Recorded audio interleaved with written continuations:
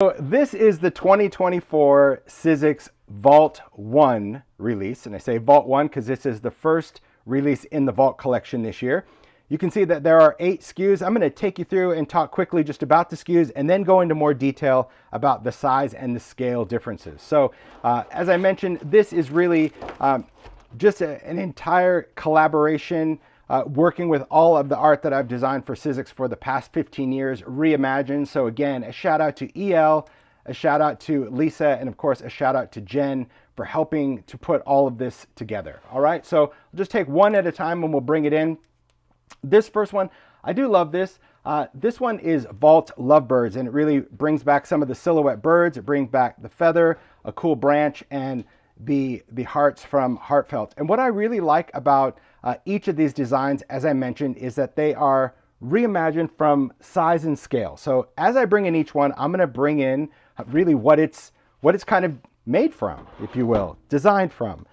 So the whole purpose of Vault, as I mentioned, was not only reimagining, but bringing things into budget. And it's pretty crazy to see how the budgets impact. So for example, this particular die set includes elements from 4 different dies. 4 different die sets that would really total about $85 if you had to buy all of the dies. But we're kind of mixing and matching and picking and choosing. So you would see from this die, this is my personal one, there's the branch from this old school one, which was the feather and the raven. Then we had feathery. This is a newer one, but we rescaled this one. Silhouette birds. I saw so many of these used in like fodder school and mixed media that's why I wanted to do some larger birds. And of course, Heartfelt, one of my favorites. This is a Biggs die. I just love these hearts. So we wanted to bring out some hearts, obviously in the thin dies. Okay.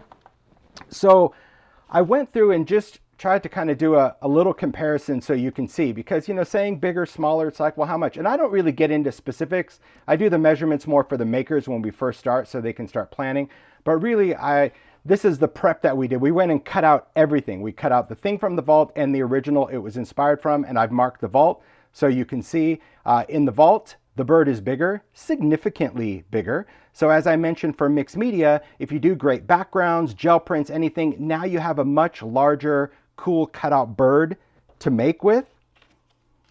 There's the next bird. Again, you can see significantly bigger, and the next bird significantly bigger. So the birds in the Vault are all larger scale.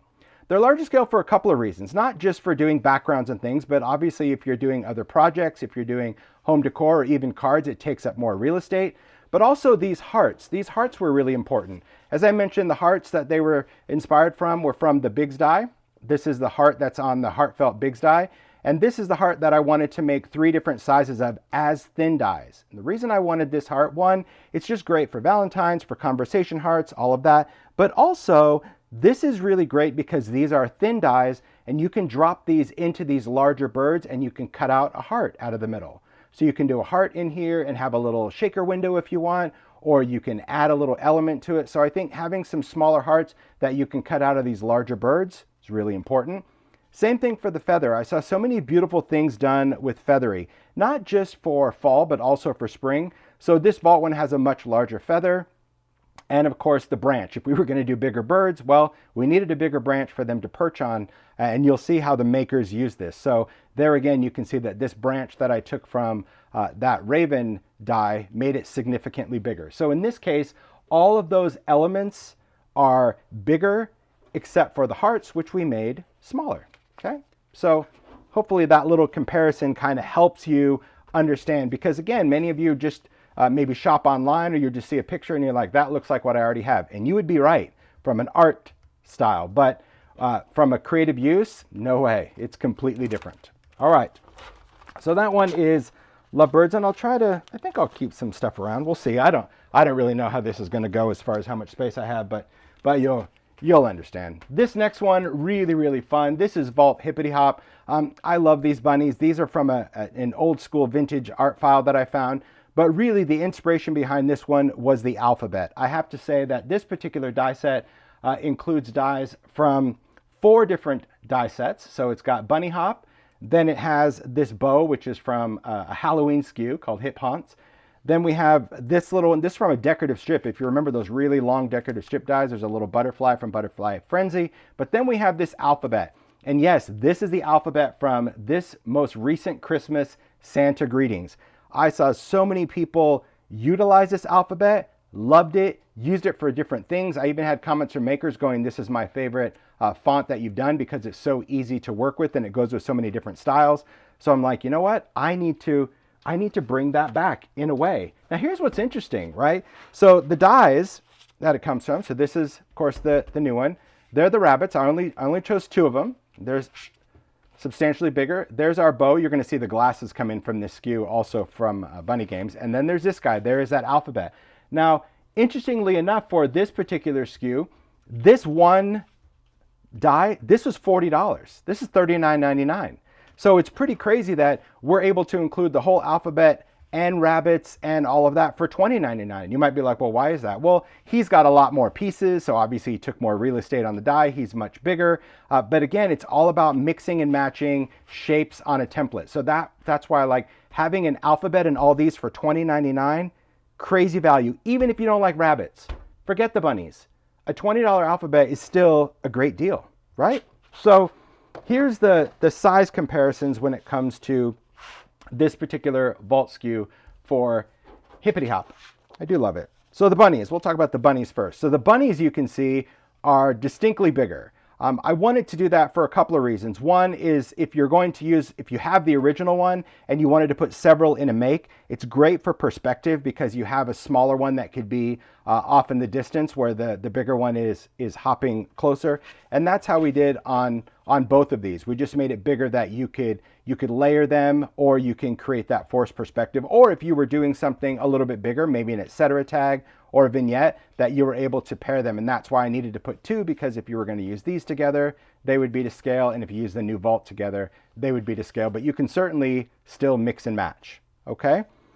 Then on this one, the butterfly from the vault, this is its own unique size, different from the decorative strip. The bow tie, slightly different, but really not much that you'd probably be able to tell, because I thought the scale is just a little bit bigger, but for the most part, it's very similar. But here's where we came in with the font. Because this font for Santa Greetings was so well loved, I wanted to do something a little bit smaller, even though it is an uppercase font, because then if you had both Santa Greetings and the new Hippity Hop, you can utilize these letters and kind of use the bigger one as your quote uppercase, and then still use the smaller uppercase to finish your word. And I think that's going to be great for all types of different greetings or sentiments. If you're doing happy birthday, right, the H and the B could be big, and then the rest could be in this new size. So it is a smaller size, but you still get all the same characters that you did for Santa Greetings, the full alphabet and the numbers to mix and match. So you can see that it's just smaller, but it's not so small that you can't use it with the other one. That's the great thing about kind of remixing. Same thing with this little string or this little banner. And this is where I was saying that Jen cheats. Look at how cool this is. So when we first did this string, when Lisa and I did the string for Santa Greetings, we're like, oh, that's going to be a really thin line. But when we wanted to reduce it, instead of just shortening it, Jen's like, I think I can cheat and make it just a little skinnier than the other one. You can see it's not much, but it is enough to really make it more proportionate. So yes, they can hop and kind of hold this banner, or it could, I mean, I've seen people use this string for so many different things. People hung ornaments from it and all types of things. So you might even want to use this little string and hang little flowers and make a little flower garland. But it's fun now that you have 2 different thicknesses and also 2 different lengths, and the large one has a bigger bow to it, but pretty cool. So seeing the details, I think, is what was so important about this live, is that you can really understand the distinct differences and then make your choice. Like, okay, is that worth the $20, $20.99, or no, I won't get a lot of use out of it. Maybe you will, maybe you won't. Totally up to you. All right. Fun. It's fun to have the stuff. That, to me, it is. It's all fun. All right. Next one is a favorite. Now for the Vault Bunny and Chick, here's the thing. Bunny Games, which is where the bunny originally came from, that would be, let me pull out the right dies. I've got buckets everywhere, but I'm pretty organized overall. It's like, how do I really explain the story? So this was inspired by Bunny Games, which was this die that had the pennant, the 2 rabbits, the eggs. This one is actually still a current SKU for Sizzix. It's what they call an essentials, which is something that they will create this new concept from. So an essential is something that is just going to be around. So you can still get bunny games. It's available. It's not retired. However, this one, Paper Cut Chicks, that it was designed to go with, is retired. So it's gone. And then, of course, we have the glasses from Hip Haunts, the same place we got the bow from. Now, what's great about this is that I didn't think we were going to be able to change enough of this to do it. This is one of those SKUs that it wasn't all about retired. It was just that bunny games is such a popular SKU, and people are like, these are so great, but they're so tiny and fussy. I wish it was bigger. And I'm like, yeah, I don't think we can do that. But of course, Jen is like, sure we can. Watch and see. Okay.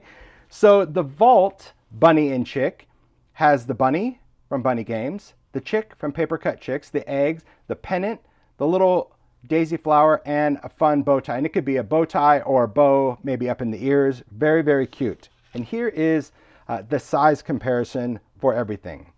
So here you can see that the bunny in the new Vault is significantly larger than the original. And that was important because I wanted to make sure that if you were going to use him as a focal point, which many of you wanted to do, they wanted to use that maybe on a scrapbook page, or maybe you wanted to use it on a spring journal or any type of home deck. He was cute, but he is very small and very fussy. So all of the same layered elements that you would have from this one are on the Vault. I'm just showing you the overall size, and that's why I just did the base color. But all the layering pieces are exactly the same, just in a bigger scale. Same thing for the chick and the egg. We needed to increase the size of the chick and increase the size of the egg so it would be in proportion with that bunny. So you can use them as little friends, little BFFs. Very, very cute. Same thing on the pennants. We reduced the size of that, okay? Because I thought it was going to be really important that we added some elements. Oh, I'm sorry, we increased the size of that one. Let me just make sure. Yes. I was going to say that wouldn't have made sense. So we increased the size of that one as well, just to create that larger pennant scale for the larger rabbit. There is the larger of the flowers, there's the bow, and then of course the glasses are bigger than the Hip Haunts, because if you remember from the Sizzix remix, I actually put glasses on the bunny. If you guys remember that remix video and people were like, oh my gosh, the glasses are great. I'm like, oh yeah, it's on a die that was like, this one is so old, so long ago. I'm like, ugh. So when I said to Jen, I'm like, can we do the glasses, but can we actually make it bigger? So what's nice is you're getting a bigger pair of glasses that you can use not only in the bunny, but go back to your other color eyes. You might find some of your other color eyes that you can put glasses on because now you have a bigger set. Isn't that fun? That's the whole cool thing. So again, all of these elements are in the new Vault SKU. This is still available.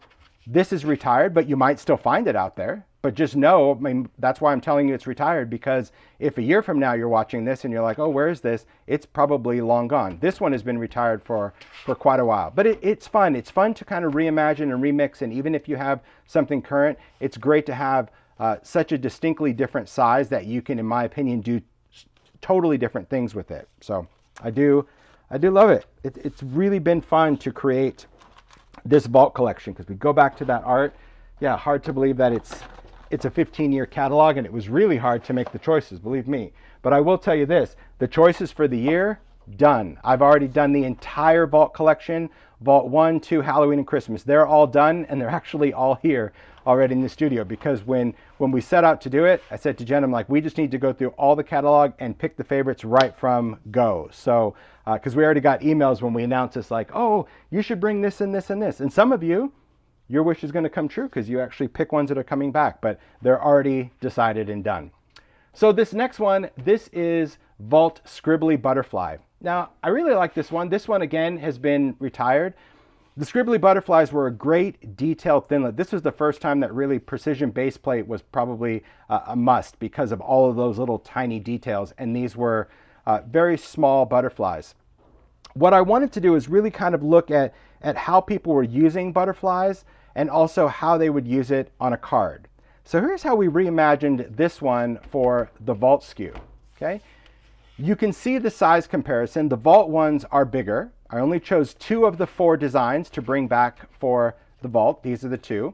And you can see that they are significantly bigger, much larger because, again, I think people that are doing journals, or they want to use it on the side of a card, or you'll see the pillow box coming up, a bigger size really allowed for a bigger surface. But more than that, I saw a lot of makers using it for card fronts.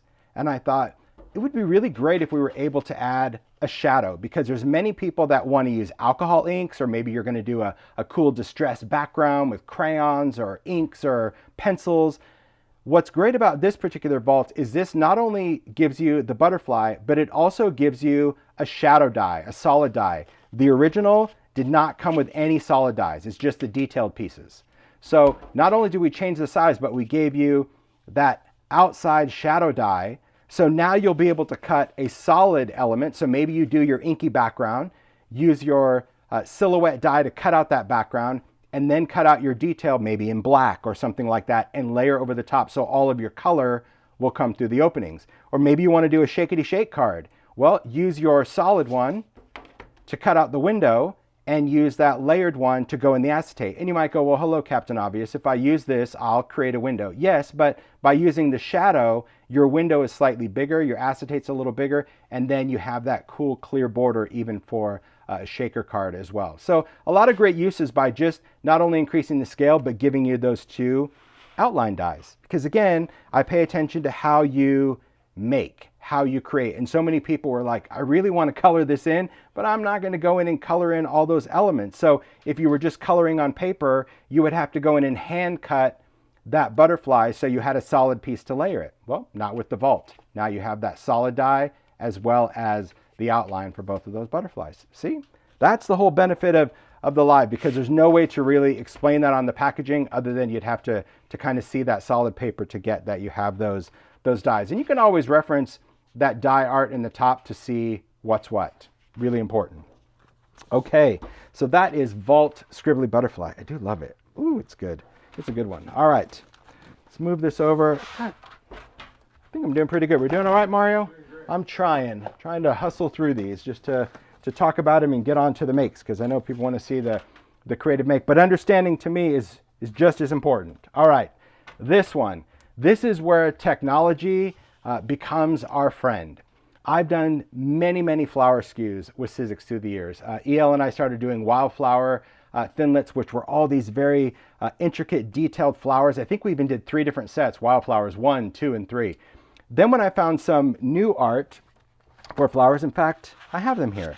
Look at these in the brown package. These are the ones that EL and I did many years ago. These were wildflowers 1 and 2, and I love these dies for so many different backgrounds. But I wanted to do more detailed pieces, if you will, stuff that was, well, a little bit more complex, had some intricate detail cuts, or had some cutout pieces, or had a lot of elements, or something really thin, or all these little weed pieces. So when I initially wanted to do these, we had to increase the size of this because of our spec. We had to increase the size of these flowers in order to do them. And these are called wildflower stems. Both of these SKUs are currently available. They're part of the essentials as well, so you could get these. So these are the big ones.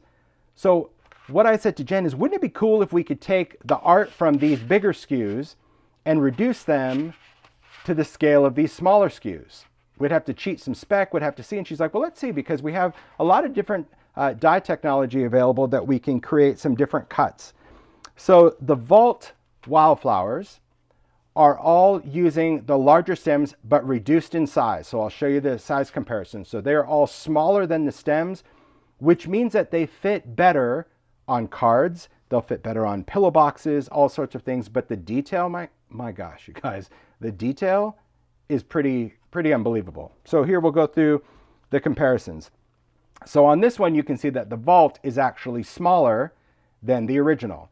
And the detail, we went a little bit thinner. So anywhere we could thin out the piece, we thinned out the piece, but we kept every little bit of detail the same. So look at this, look at that stick. So see how much thinner that piece is? Isn't that cool? So good to see technology. I know this flower is a favorite of so many. So it's nice because, again, if you have these sets, now you have 2 sizes of those elements. So if you're making floral elements, or if you're doing cards, if you're doing any of those things, you can utilize that same flower that you like, but now you have different scale and different perspective. It's something that, honestly, when I designed product initially, I'd love to be able to include multiple sizes of the same shape. But most of the time people are like, nah, I don't really want that. And I really love the value that Vault brings, because I can curate some of these most used shapes and provide a different size. I mean, look at that. But when you get to these other two, this is where I was like, oh, it's getting scary here. And Jen was like, sit back, I got this. I mean, look at that. How can a die get any smaller and more detailed than that and not lose any little anything? Magic. That's what's cool. So even on these weeds, this is one of my favorites, just because I love cutting this out of brown, and also I just love like the whole Forgotten Garden look where it's just weeds, but I love the details. So in this particular instance, all of these florals are smaller, but now they're to scale of this one. And the value, right? When you looked at these other ones, all of these wildflowers, because this is from 1 and 2, these were both $25 each. So it's $50 for, and yes, you don't get the same amount. I understand. We're talking, 10 dies versus 6 dies, but still the fact that you're able to get a nice assortment for $20.99, that to me is where Vault, I think, is most impactful, because I said to Sizzix, we went back and forth, they'll attest, we had a good sit down for a long time, like, we need to stay at $20.99. They're like, oh, that's just a hard price to meet now. And I'm like, that's what we need to be at, because as a maker, if I'm new, I can afford to buy the release. And if I already have the stuff, it's $20. Like that's a trip to Starbucks. So I can justify that saying, oh, I wouldn't mind having that, that's way better than, another $50 to get those flowers. So that to me is super important. And I hope you guys understand that and appreciate that for the Vault. Really, really pleased that Sizzix we rallied. Teamwork is what it's all about. Okay. Buckle up, Buttercup. This one's a good one. Okay, this is called Vault Floral Wreath. And this is inspired by a series I did for Sizzix called the Funky series. And it was Funky Floral 1, Funky Floral 2, Funky Floral 3, Funky Festive, Funky Foliage, Funky Wreath, Funky Cactus. It was all about the funk, the look of these flowers being a little bit more hand cut or kind of funky and whimsical. Now I can tell you this, for the funky, the wreath, the original funky wreath, let me grab this. This is the only one of all the funk that's still available. The rest of the funk got retired or is being retired. So all of these other ones that we pulled from, which are really some of my favorites because they just have so many things. EL and I had a blast doing these. These are all retired now. So if you can still find them because you want the different size, I suggest getting them. But the wreath, of course, is still available. But what we did is we went completely different. And here's what I'm also going to share in this live. Not only do we have this new wreath, which is the floral wreath, there will be a wreath for the Halloween release, which is fall, and a winter release wreath released for Christmas. So there's going to be 3 wreaths in the series. They are all the same scale in this new Vault, same as each other, totally different than the originals.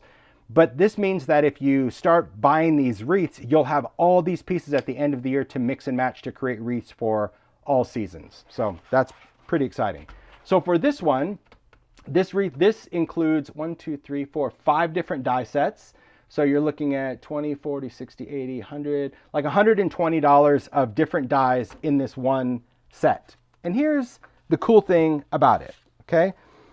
By having all of these different pieces, the wreath is really the star of the show, this massive foundation. But all of these elements, you'll see that these florals have all gotten smaller than these original ones. And the benefit of having these smaller flowers is that you can use them with newer things, like say, Chapter 3, the envelope. You can now have flowers coming out of the envelope. Or maybe you wanted to use it on any of those other elements from Chapter 3, the slide frame, the file folder. Or you want to use it with the colorized animals. Having these smaller scale really provides a better use of these with some of our newer dies that really didn't exist when we first launched these. When we first launched these, they were just flowers. But now with so many other dies, it is really great to have a smaller scale of these pieces. So here's the comparison. We'll start with the wreath. That's the only thing in here that got bigger, right? We wanted a bigger wreath. So you can see compared to the regular one, the Vault one, massive, okay? But it would fit a really nice large card size. This is probably going to be better for maybe an A2 card, but maybe if you do large cards, or maybe you wanted to do more journal covers, or you're doing etc., or you want to put it in a vignette, you'll see that this is just much more of a statement piece. And I love how Jem was really able to keep the detail. But when we get into the funk, this is where it's great. We reimagined a lot of these elements. We simplified them too. Many of the funky had like 3 or 4 little fussy pieces, and we're like, let's put these together and kind of simplify them. So here's the comparison. I even marked them. So these are the flowers that are in Funky Floral 1. These are the ones we pulled out of 1. And you can see that the vault is smaller. Now, all these pieces still have their layered counterparts. Like I said, they're just simplified. So I'm only showing you the shadow for comparison. But for example, like on this flower, yes, it does have a center. Yes, it is part of the die. But just for comparison, I only wanted to do just showing you the overall silhouette. But even look at that little detail. So in Funky Floral 1, these are the elements, and they got smaller. Funky Floral 2, elements, they got smaller. And this is what I was saying where we reimagined it. This was the original piece in Funky Floral 2. Let me find you that die. Okay. But in this particular die, all these little flowers were separate, and you had to glue them all separate on top. And I said to Jen, what if we didn't do this? We just did those top flowers, but you connected them all. So for a maker, it's one pass and you have this little cluster of flowers. She's like, yeah, I can do that. So see, when I talk about reimagining, we really did go through each piece and think, how are they being used? And what's going to be the best way that they could be used? So I love the idea that we're able to still keep all the detail, but also simplify a lot of elements for making.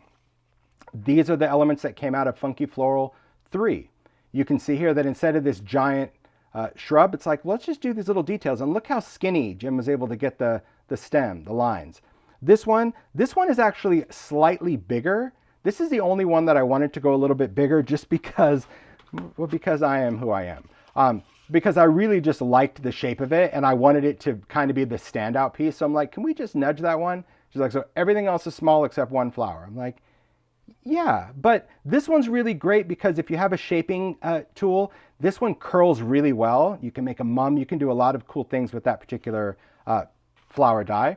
Then we've got that other little poof. Maybe it could be a dandelion or just a little sparkle. And then you have that other flower. And again, all these elements can be mix and match. You'll see the makers already were one jump ahead, which is great. This is the one that came from Festive. A little paper shrapnel. There we go. So this is from Funky Festive. We've got the leaves. So these are smaller, even down to the vein. And then we've got the bow, but the bow is bigger. The bow had to be bigger because the wreath was bigger. So I just kind of references like these have been new sizes because some are big, some are small. The wreath got bigger. So really cool element. And again, all of those dies, all of these pieces for $20.99. See what I mean? Because when we created a bigger wreath, it created more space on our template, and all these other dies fit in here when we're designing it from that sheet of metal. This is where things matter. So this whole space we're able to put in other dies all the way around and still keep that value. It's kind of weird. It's cool how dies are done. Really. Amazing, amazing. I love it. I just love the whole design. It's fun. Okay. We got 2 more and then we'll get into the creative makes. And these 2 are really more structural. And I say structural because, you know, sometimes we need some dimensional elements, some 3D things to kind of work with. And I know that Zoe Hillman, she's been a fan of the pillow box, well, for years. And she uses it, whether it's been around or not, she don't care. And I like that she doesn't care because she likes it. And I don't blame her. This came from an original Biggs L. This was actually a mover and shaper. So this was a steel rule die that had these little pieces where you can drop in magnet steel rule dies and move, had some labels to it. So this was a Biggs L and it created this pillow box. And we wanted to reimagine it. But this one, not just doing a pillow box, but I wanted to kind of up it. If I'm going to do that, I need to do a little bit more. So this pillow box also has a bag and labels. So it's a pillow box, bag, and labels, which pulls from this Biggs L. It also pulls from, this was one of my favorites. I love this. This was a gift card bag. This is a great little bag, and it had this little stencil font that you could cut out. This is an old school, also retired. Both of these retired. So these are long gone. And then I wanted to pull from something pretty current. I know many of you are a fan of this die, as am I, the vintage labels, where you can ink and create. There are some new size vintage labels. There are 2 new labels in here of sizes that are not in this set. So if you have this set, you're actually getting 2 new sizes. And quite honestly, I put these dies, I'd put them in with this set because I don't care that I'd keep them with this. I'd put them right in with my magnet sheets of this because they're same art. So it's a little bonus. See, you don't know what you don't know. You think it's labels, but really it's the inkable labels, same specs and everything as vintage labels, but 2 sizes that are not in this SKU. So what does this do, and what are the size comparisons? Well, the cool thing about this particular die set is it is a pillow box, so it just opens like this. You're going to see some great makes. Also a great little gift bag. It does fit a gift card. It's just a little bit shorter. There's also a card in here. This is not an ATC size, but it's just a card because this is only 3.5 by 2.5. So this is a smaller card. I think it's like a 2 by 3, which is great for photos. Maybe you want to use the Ideology Photomatics in there. But you can use this die a lot of cool different ways, and I might get into that a little bit later. But let's talk about size. So this was the original pillow box. Okay, this was the bigs, and this is the new one. So this one you actually have to cut twice in order to make, whereas the first one you got to cut the entire thing. But you can see if I'll try to hold it up just so you can see that this particular pillow box, there we go, is bigger than the original one, but slightly bigger. I mean, when I say bigger, it's not significantly bigger, but it is a little bit bigger. It's a little bit longer, a little bit taller. It's really a nice size when it comes to working with this. There, let me line it up on the actual line because this is the fold tab. Oh, here you go. Get it together, Holtz. There, now it's comparing. There you go. You can see it's a little bit wider and a little bit, wider and longer, okay, on that one. You'll cut it twice, and I'll demo how this goes together a little bit later. Then for the bag, same thing. This was the original bag on that first retired thinlet where you cut the whole thing. This is the new one. You cut 2, you flip them, you put them together, and you make a little gift bag that has that great little pinked edge, top and bottom, so you'll still get the little cutout arch, which is fun. So this particular card, the reason I wanted to do this is because I wanted to create a card with rounded corners that fit in this bag. So if you were doing junk journaling, if you were doing scrapbooking, if you wanted to do a card and you wanted to put a sentiment in with the gift card, you didn't have to go in and measure the bag and hand cut a piece of paper and put it in there. So this card fits in this bag. You can slide it in. So that makes it really easy for a maker, okay? But in addition to that, because these dies are open, these new ones from the vault, you can take this card, so this is the card die, and if I'm cutting the bag, I can place this inside at the same time and actually have a window cut out of my bag. So maybe I put in a piece of acetate, or maybe I place this into the pillow box as I cut it, and now I have a window, and you'll see one of the makes, Anita did a really cool window make, where you can cut a window out of the pillow box. So not only is it a card that already fits in the bag, so you don't have to do that, because that's pretty annoying. You make something and then you have to measure it and cut and chop, but it's a finished card that can be used with the bag, but also windows for both the bag and the box. Make sense? Hopefully that makes a little bit more sense for you. I do try to think of, well, too many things, I'm sure, because, you know, Jen gets it like everyone else. I'm like, wouldn't it be cool if we had this? And you can see, like, I mean, how much real estate. We maximize every little bit from our template of what we can fit in there. And then of course on our labels. So these are the labels from the vintage label. There's the new set for the vault.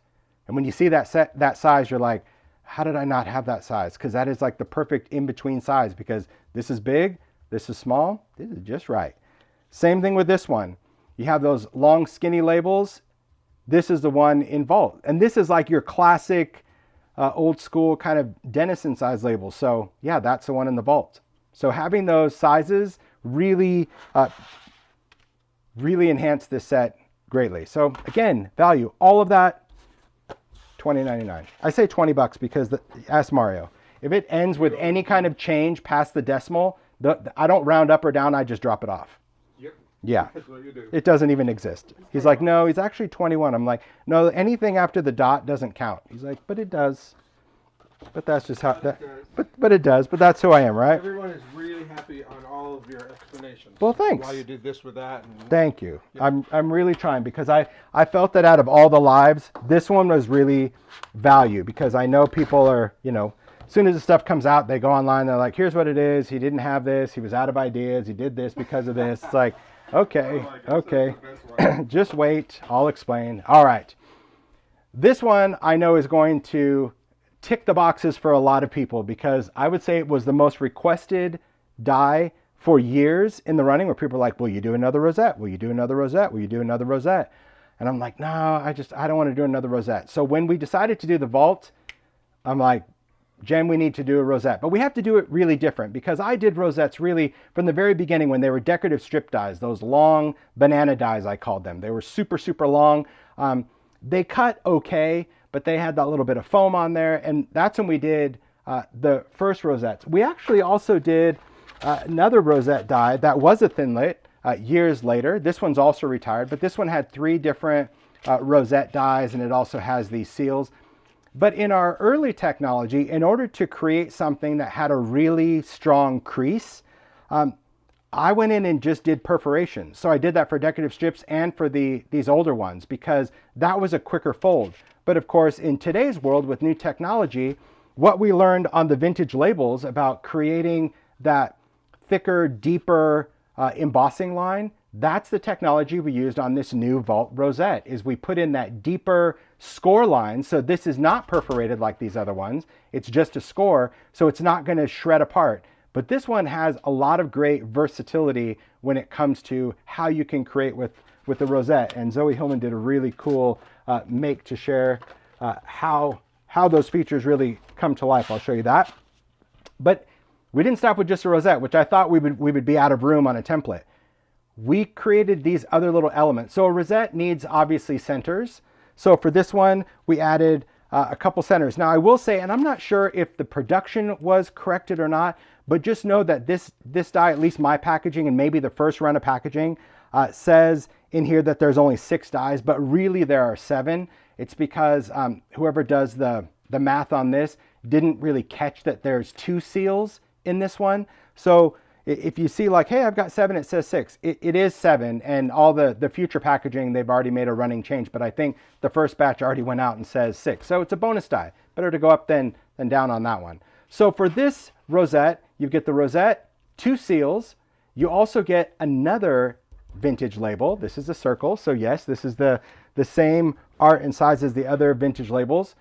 And then you have a flat circle, and I'll share that with you. But then you get these dimensional elements. One from Faceted Stars, or Faceted Hearts, one of my favorites that has been retired. I do love this one, but it's a medium size. It's a size that's in between. I'll do a scale comparison. This is another one I loved it. This one is the Dimensional Stars. And I loved this thinlet because it created all these puffy stars. So we brought back a star because this is also retired, but it's a new shape. So if you have these, you're still getting new sizes for these elements. And here are the comparisons on these. So here you can see on the Faceted Heart, there was a big one and a small one in the pack. Now we got one right in the middle. Again, perfect for a card front, but also nice that if you have this die, now you can utilize different sizes, especially if you wanted to create a background. This one on the stars, there again, those are the 2 sizes of stars, and there's that in between. Isn't that crazy? See, when you see the big jump between this and that, you're like, gosh, there isn't anything in between. So this was all the time that we spent going through this. It did take us a long time to go through 15 years of art and not only pick what would really work best, but we had to see if we could not only have a different size, but could it all fit on that template for $20.99. So this rosette, even though it's the rosette, the heart, the star, the seals, still $20.99. That's the benefit of Vault. My gosh, you can tell I'm jumping out of my skin on that because it's cool. All right. So the circle that I talk about, this one in the middle. So let me just hold this close. These 2 are just like a pinked seal. This one is that debossed line, and this one is just a circle. That little ring right there is just kind of the paper bruising from the die. This is the only one that has a debossed line intentionally. Okay, this circle. And that is because it is a circle from the vintage labels. So these are the 2 circles in the original vintage labels. There's that new size circle. It's a little bit bigger. It's not substantially bigger. It's just a little bit, but I'd rather have one than not. And then we have this one. I do love this. This actually, from all of these little rosettes, these are the ones that are from the original rosette die. All of these tiny little seals. And these are the 2 new ones in the vault. So you can see if you have this original, now you have a really nice scale, not just for the rosette, but just seals. I mean, this is a classic shape. This is a great shape to do out of metallic cardstock, to do on envelopes, to stamp on. So it is just a great shape, even if you're not using it every time with the rosette. Don't forget you have it, because sometimes if you put it away with the rosette, you'll forget that you have those seals. So it just depends on how you store your dies. But having that pinked edge is really great. So that's from the original. These two are new for the vault. And then here's how we did the rosette. Again, when we see the makes, you'll understand it a little bit more. I might demo it at the end if we have time. But this is the rosette die. And what we did, you can see how deep that embossing is. So it already scores the card to make it easy to just finger fold. But by having it in sections, it allows you to create different sizes of rosettes with one die. So we can create large rosettes, small rosettes, wide rosettes, narrow rosettes, all with the same die. Because instead of it being perforated where it would rip apart, this allows you to cut it to different sizes. This particular rosette that I did for the packaging, that's about 3 3/4 inch diameter, is 3 of these. You just cut it 3 times and you stick it together and you make a rosette. So like I said, if we have time at the end, I'll go in and demo that. So there you have it. That's Vault. There is a lot of cool stuff just in those 8 SKUs, but some cool fundamental things, and you're going to see how the makers really brought these pieces to life in such cool ways. So again, a shout out to the makers for creating so many cool things. I'm going to bring in all the makes over here because they did. They were just, it was like a creative free-for-all. They were able to just take what they wanted and mix and match, and I hope they had fun making too, because I loved it. All right, here we go. We're good, Mario? Were there any questions that I missed? I tried to watch the chat, and thanks so much for you guys for really liking the vault concept. It makes me very, very happy. Because of course, when I was, bringing this up to Sizzix, they're like, "Are you sure you just want to do old art?" I'm like, I don't look at it as old art. I look at it as just art that needs to have the spotlight shined a little bit again. All right, so we're going to start out. I tried to break down the makes mostly by die set, but some will be kind of a mix and match, so I'll do my best to call out what they are. This card is from Keisha, and so this uses the new lovebird. So here you can see the size of that bird, and then you can see those hearts. These are just cut out of alcohol ink card. Just what a great card, right? Just to take that heart, now that you have that as a thinlet instead of a bigs, you can just replicate that one shape instead of always cutting all those hearts together. Then of course, as I mentioned on the silhouette birds, having a bigger bird, believe it or not, it's just a nice scale for a card front. It is. It also pairs well like with ideology. There's that little label sticker, love you, and then she just did an embossed background. But a great way to just use that lovebirds die set and create a card, whether that's Valentine's coming up or just a love you card. They're fun. This next card Joy created just using little wobblers and putting those together. There's that font from Hippity Hop. Like I told you, it's really fun to use. I love how she used the 2 different hearts, the smaller ones, the small one for the O in lovebirds, and then that one right in between. I also like how you can just create that texture using a 3D folder, or it could be patterned paper. Here she die cut out of fabric and left that little tattered edge. But see what I mean? Like these birds, they fit great on a card, but you can still fit more than one on a card as well. Stacy created these 2 little mixed media grungy tags. So you can take a number 8. People I think sometimes get so hung up on the surface. Like, what do you do with a tag? The cool thing about a tag, just because it's a tag doesn't mean you can't cut it shorter. I love the size of this tag. It's like an old school little luggage tag. But she made these little collage tags. She cut the number 8 tag a little shorter, did some stitching, took a little bit of fabric and some circle stitching in the background. But take a look at how she just took those birds, cut them out of an inky background. There's that little heart.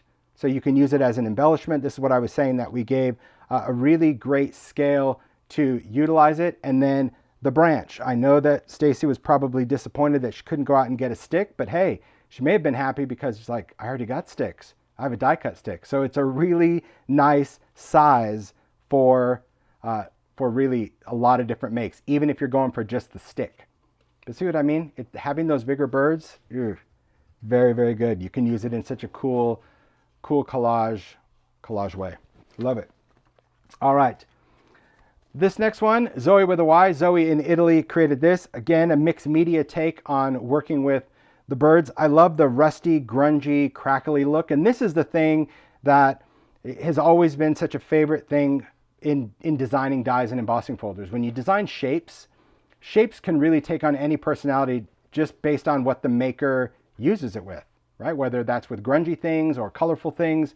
And in this case, she took the branch, she took the heart, she took the bird, and really created a cool, grungy collage card. Just using, there's a little bit of mummy cloth in there, some thread. I love all the Ranger paste in the background, a little ideology tag. Cool, right? See, be fearless. So cool.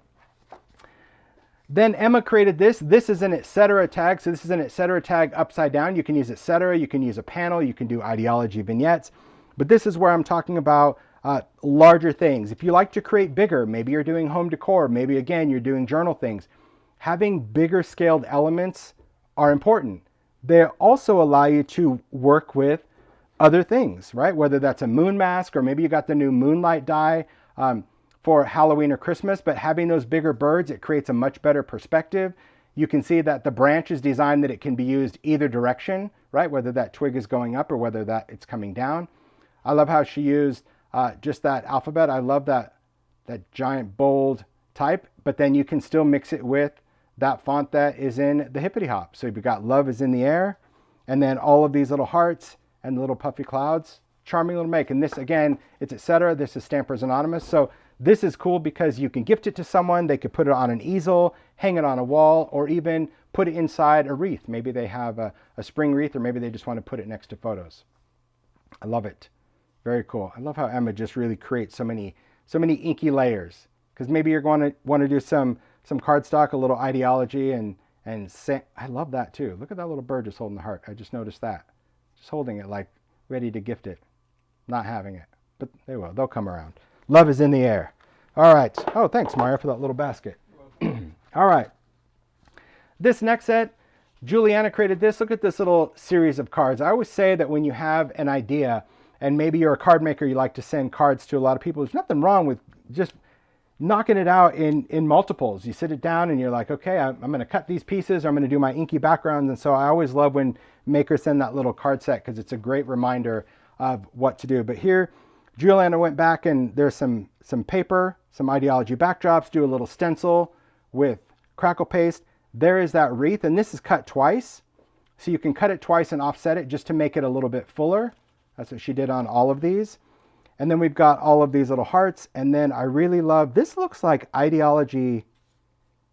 Yeah, this looks like the packaging for the ideology backdrops, because these are the mini papers, and see how it's kind of glossy. So that's really clever, Juliana. She took that, you know, that front that has, or the front and the back has a little snippets of paper, really clever. And then she just stitched through there. So you can see each one where it already looks collaged, but that's just repurposing the packaging to create these little patchwork birds. That's really clever. So save some of your art from the packaging. That's smart. And then we've got just hello there, you do you, and thank you.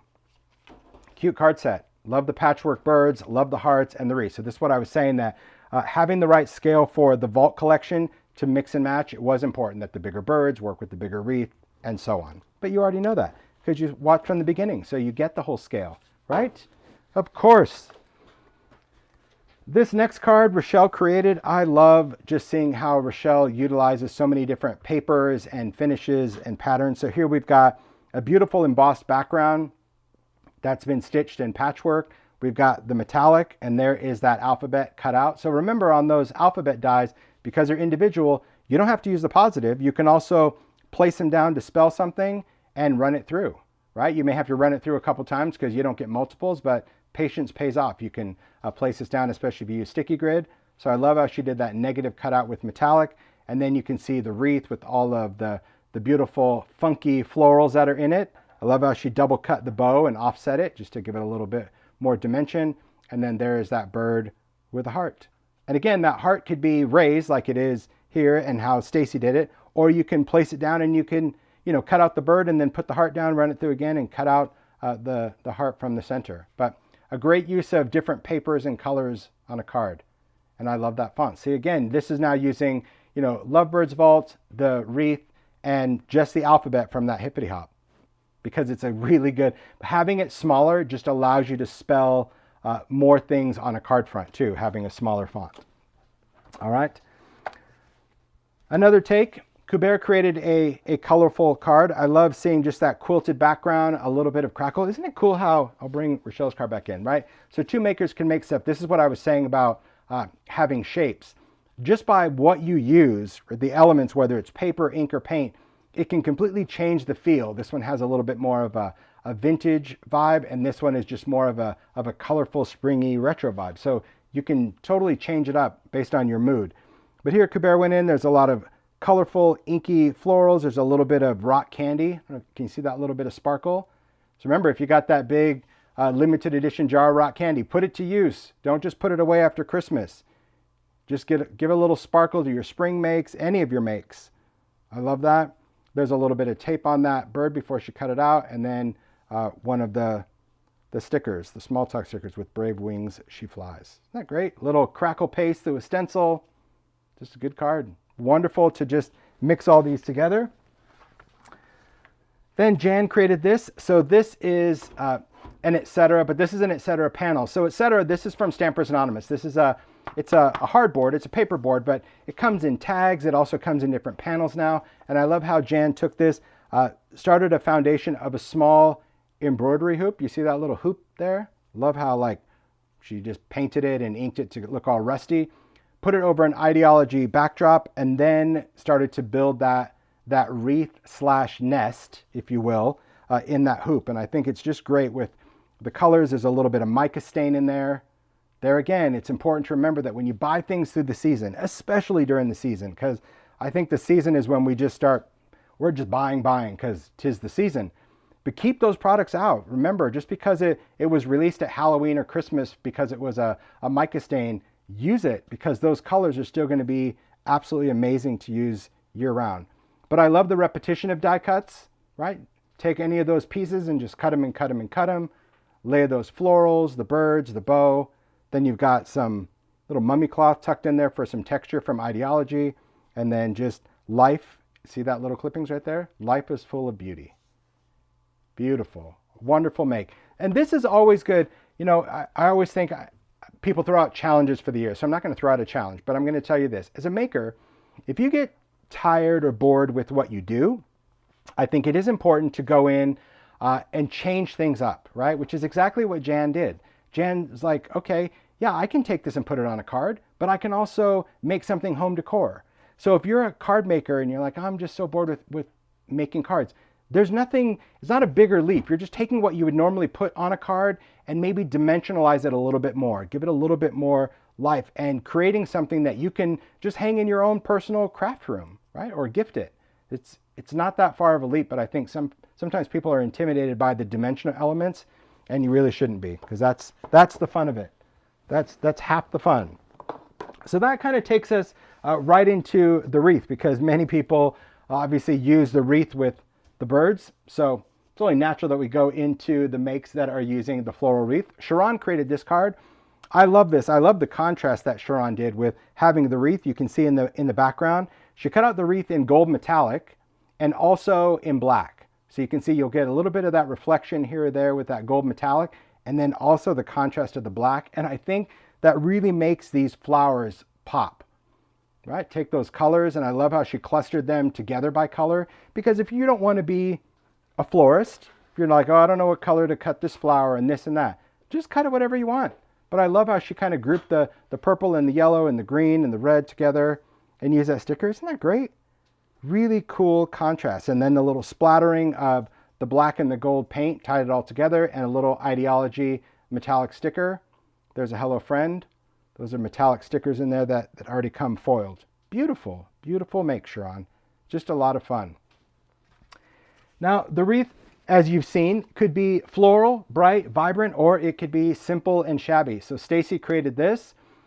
Beautiful card with an inky background, very soft palette, little stitching, but just using a couple elements of choice. Just because all those elements don't come in there doesn't mean you have to use every single flower and put it on there. You can do what you want to do. You do you. And adding those little bits with green and spring, a little Stampers Anonymous stamp. I know those those tiny, I think they're tiny type or tiny text. I love those sets. Stacy does too. And I love how she always stitches them on going across the card. But isn't that beautiful? So if you have inky backgrounds, this is also, I mean, I'm reminded every time I talk about Sizzix, if you're an inker, you like to do backgrounds, be that alcohol ink or distress or anything, and you have a background that you absolutely hate, save it. Because chances are when you die cut it, it becomes magic. Because you get all these little nuances and colors that you didn't like in its entirety, but when you cut it up, not to say that these weren't beautiful backgrounds to start with, but my point is save it for die cutting because it's a great way to use that stuff up. All right, now we have a couple of card sets, which I thought was really cool. This is what I mentioned about the wreath.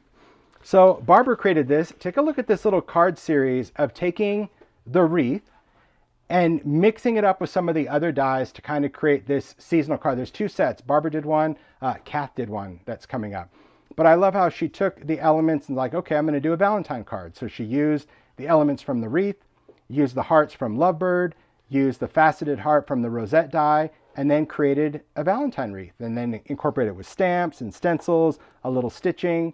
But what a fun use for this particular die, especially mixing and matching all of those elements. And if you don't have all these, you probably have something, right? The whole point is understanding that the size of this wreath allows you to put stuff on it and in it. So you might be like, oh, I already have some other hearts that I can do. I didn't get Lovebird, or I already have an embellishment that I want to use. I don't want to use the faceted. You do what works for you. But then giving it a spring mix. I love how she took the bunny from Hippity Hop. This is cut out of felt. So Sizzix does a line of felt. You can try different felts, but Sizzix felt is really meant for die cutting. I don't know if it has to do with the fibers or how they cut, but you could play around. But yes, you can cut felt and fabric with the thin dies. You may have to give it a couple of passes, but I love how she took that bunny and cut it. Again, the scale of that bunny was very important to me. I wanted a bigger rabbit. I wanted one that would fit on a regular A2, but also slimline, or in the case of mixing it with something, that it had a better proportion to anything else. So there is the bunny, the tie, and the butterfly from Vault Hippity Hop, and then those are some of the elements that Barbara used from the floral wreath. Cool, right? I even love how she gave it a Halloween spin with the uninvited guests, a little crackle background. She cut out the bird in black like a raven, and then just put that on this wreath, and then just used some greens and purples to create more of a little gothic vibe for the wreath. Fun idea, right? Very fun. And then I love this one. I love the festive touch using that dimensional star. There's a little confections in there, a little peppermint right in the middle, a couple of bows. I love the wintries. She cut this out of Distress Sparkle craft stock. So see how it's just kind of sparkly but not glittery. It's one of my favorite papers to use because it has just that little sparkly shimmer but not glitter. I just love the look of it. And then of course we have that whole background that she's done. Some stenciling and some sewing. Cool. Fun series though. But I will tell you that there are other wreaths coming. So that just means that if you're already starting there, imagine when you have other fall or Halloween elements or pine and wintry things to grow, and completely different wreath foundations as well. A lot of fun, but a great idea to get you started making for the year. So far so good, Mario? Doing really good. Okay, great. All right, so here is another set. This one is from Kath. Look at this. So totally different vibe, totally different idea, but concept is looking at that and saying, I'm going to create this for all the seasons. And I love how Kath incorporated an inky background. She did the wreaths, but then she also went in with that alphabet from Hippity Hop and added words to really tie in the season. So Kath created this inky background. Look at those bright colors, and she did hello spring. I love where she used that label just as part of it. So that new size allows you to stamp inside really well. Very cool with the splatter. Then for summer, just switch up the palette. You can use some different flowers. I love that bright pink, and it's summer. Really fun. And you could, again, so if you don't have Hippity Hop, maybe you bought Santa Greetings, maybe try to use that alphabet. It's still going to work. It's just a little bit bigger. So you may be limited to what fits inside, but it's still fun. That's a really clever idea. Wait till I get to the winter one. Sometimes it takes me a bit because I don't really look at these until live, but I love seeing the details that makers do. I love the colors too that Kath used. Here's Happy Fall. So you're taking those flowers and just mixing up the colors, and I love the incorporation of stamps, taking some stamps that pair well with it, cutting that out of brown. And this one, winter. Look at that. Would have never really saw that flower as a poinsettia, but it has that poinsettia vibe, and I love the detail of those little snowflakes. Maybe those little snowflakes, I think those might be from twig and stump. I think they're really, really cute. I love the pop of green and just that white wintry wreath. But this is great. If you need to fit in a word, that font, because it already has that little whimsy vibe, just stagger it. So you can fit that word, winter wishes. But fun card set.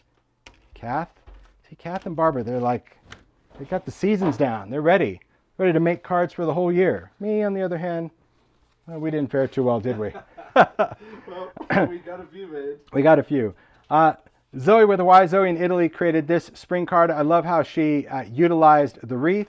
Then she also took that bunny from Hippity Hop and then created that little banner. And I love how the butterflies are really the anchors for that, and did spring. A fun card to mix a lot of different elements, right? If you wanted to add some spring elements or add some florals, but I also like the muted palette. Not surprised, she loves vintage, as do I, but I thought that was really a clever way to kind of anchor that if you wanted to put that into the corner and add those letters. A little bit of glossy accents on the letters and the bow tie. Fun, right? See, fun ideas. That's what the live is all about. It's just so you can come back and look at these ideas. We break it down by dies, so when it's time-stamped, it's going to be easier to follow and search. So Natifa created this one. Natifa, she always creates something unique, something dimensional. Maybe it's an envelope. In this case, it's kind of this fold out. And when I first did it, I was like, oh, I love how she used the butterfly, because here's what I was talking about, that by having that new vault scribbly butterfly, you have that solid foundation, that piece back here, and then you have the detail layer, and you can see just how well it works. It's just a small little outline, but perfect enough to anchor it.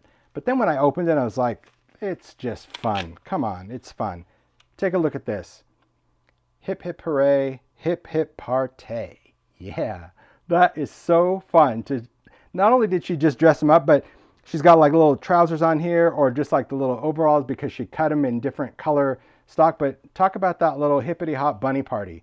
And then she has the bag right here. So this is the little gift bag, the label, and then she's got the wildflowers coming out of the bag. Isn't that fun? And I really love the contrast of putting it over that gear ideology backdrop. But imagine this being, so like that could be a card.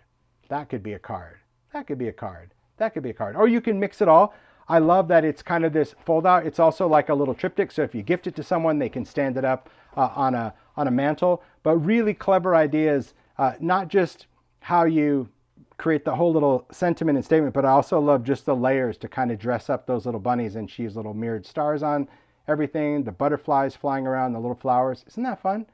So you can look at a lot of these and get those ideas. And Zoe said that at the beginning of live, that, having a notepad handy. I do recommend that when you're watching any videos. Just have that, because, when you're in it, when you're watching it, it's pure entertainment. It's eye candy. You're watching it. Then when it's done, you're like, what was the thing with the thing and the thing?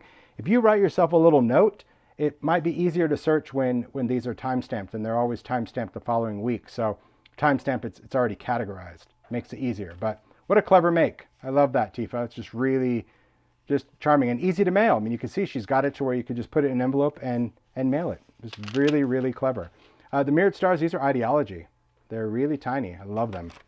Very cute. Okay. With that butterfly at the beginning, that takes us into our vault scribbly butterfly make. So see, I kind of had this, it was like the makers just knew. I said to Mario setting up, I'm like, one went into the next, went into the next, went into the next.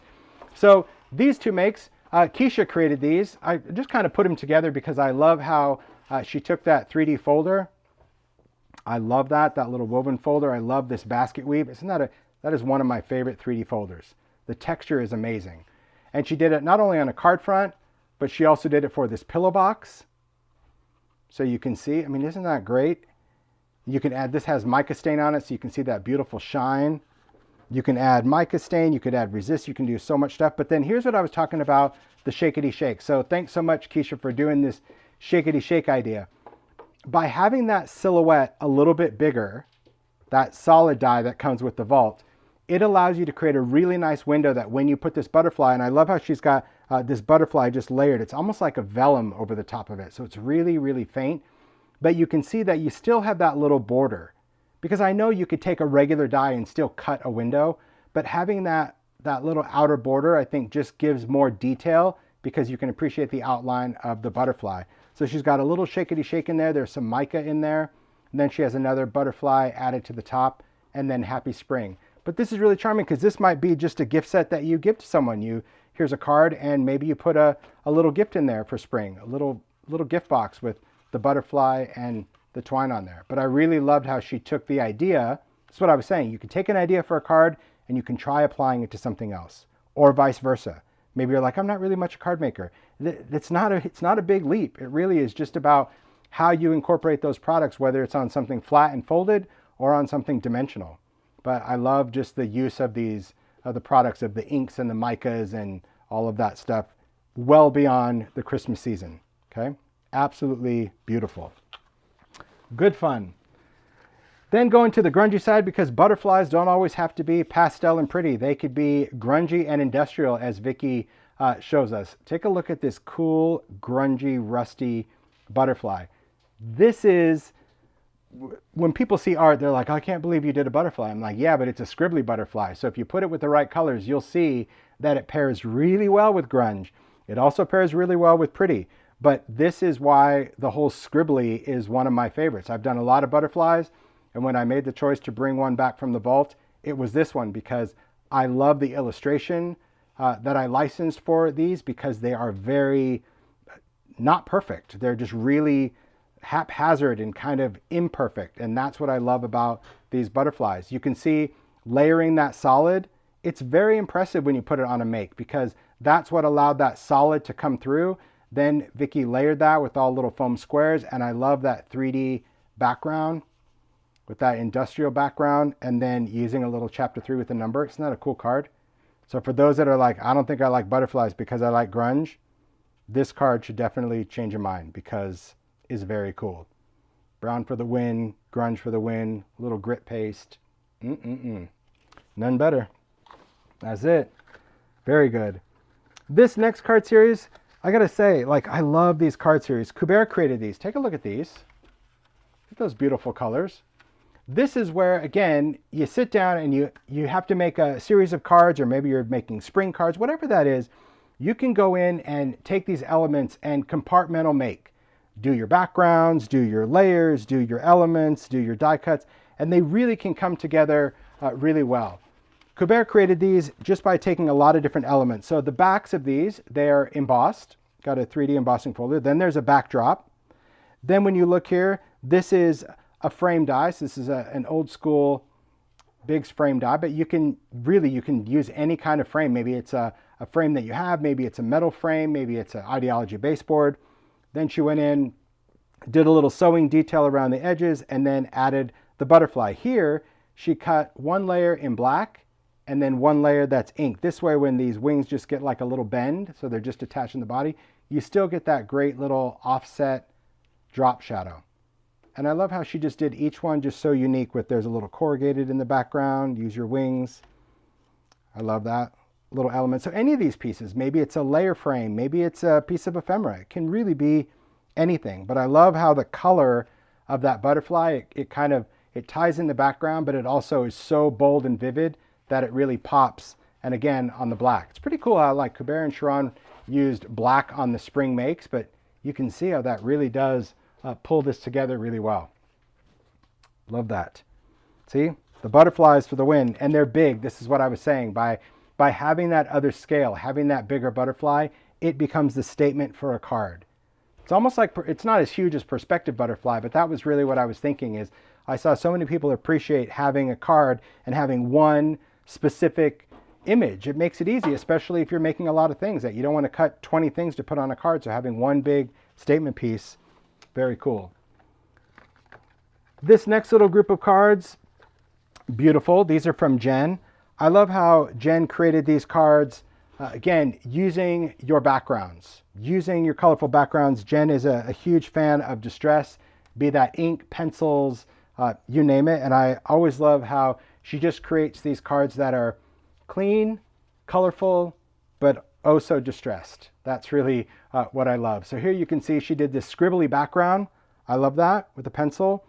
And then use that font from Hippity Hop. And this is what I was saying about having that solid die and why it was so impactful to have it that didn't come in the original scribbly, because now you can just do a colorful background, die cut the other detailed layer in black, and stack it. So there's Enjoy Today, and then you have Hello Friend. And I always say also as a maker, right? If you're a maker, we make because we love to make. That's why you should be making, by the way, just a reminder. You should be enjoying every minute and not stressing out about perfection. It's totally overrated. When you make, it's also great, even if you're sending someone a card, it's great to make them a set of cards so they have them to send to a friend. Not everyone's a maker. So that in itself is a gift. And I love how you can, take that concept and cut out your backgrounds and just make some really beautiful, beautiful cards. Don't you love the rainbows? Yeah. This is, and I know Jen's watching too, because I'm like, we really need to fit that in. She's like, I don't know if I have the space. I'm like, let's do what we can. Let's cheat it as close as we can. And literally you'll see on the die set, these pieces like nest together like perfect because we didn't really have much room. So I absolutely love this. Very, very cool. All right. Last set of cards for the butterflies, and we'll move on to another die set. Rochelle created this. Now, I always find it fascinating, and I say this in every live, I don't know what the makers are going to make. And I don't go through what the makers make until live. Yeah, I sort them, but I don't really go into detail. But I always look at them, and it's very, you can ask anyone that has been around me. It's very easy for me to identify my product in a second. I've been doing this for 20 years. But I'm always really fascinated by how makers utilize things so differently. They all get the same thing. They know they're making for live. They know kind of what the themes are, but yet they do their own thing. So when Rochelle created these, I was like, it's a very fascinating way to take the dies, okay, and layer them inked over inked. So here you've got that ink over a blended background. But do you notice the background of the cards? Do you see how all those cards look embossed? They're not. It's die on die. It's taking, these are the Vault wildflowers, cutting them and gluing them on top. So cut them out of the same color as your card base and glue them on, and it gives you the illusion that it's embossed paper. Isn't that just, it's a great tip. You can do that with any color, but it's absolutely a great idea because so many times people are like, I need an embossing folder that fits this. I'm like, yeah, okay, that's great that there are those embossing folders. But sometimes you know that with certain patterns, it can become overwhelming and busy. But what a great thing to just take those, glue them on to create the backgrounds and not be afraid to cover it up, right? Make it look like it's part of that whole background by covering it up. She added a little metallic. She did that beautiful stitching. Look at that straight line. Rochelle is a sewer, so no way would you, you would never see a card like that for me. No, I'd be off-roading, come back, do a little burnout here. Yeah, that's me. But yeah, so I love the look of these, and especially seeing how that layered die was so important to a lot of makers. Doesn't mean you have to use it. You saw that not every maker had to use that, but I love just understanding the importance of like, why did he give us the shadow one? I just want the butterfly, because that's what's going to give you all of that color inside. And it could be matchy-matchy, it could be contrast, it could be detail on, I'm trying to grab all these cards, detail on detail, or it could be grunge, or it could be pearl. So many things, right? So many things. It's crazy just to see how makers did it. Absolutely love it. All right. Well done. Okay. All right. So with that, we're moving on to flowers. I know Mario's like, I'm trying to get you organized, and then you shuffle it around. But moving on to florals. So Zoe with a Y created this. Zoe in Italy. Absolutely stunning. I have to say, I had to do like a double take, because Zoe's usually very grungy. This has such a beautiful vintage love to it. It's just gorgeous, especially how these flowers are colored. So Zoe created this, and I love the spring yet grungy, inky, stainy vibe and sewing. This is my kind of sewing. How she took all of these pieces from the new Vault wildflowers and added them to the card. That's what I was saying, that having that scale, having those pieces smaller allows you to put them together and not be overwhelming. Scale is what we learn more than anything doing this vault collection, that you'd be surprised by changing something bigger or smaller, changes it. But look at the detail of just going in with your inks, your watercolors, your pencils, coloring that. I love how she did it around, see this little slide frame? This is from the chapter 3 from the specimen set. The slide frame is kind of the anchor, and then just these flowers coming around it, the little leaves, the little inks. This is, see that little detailed?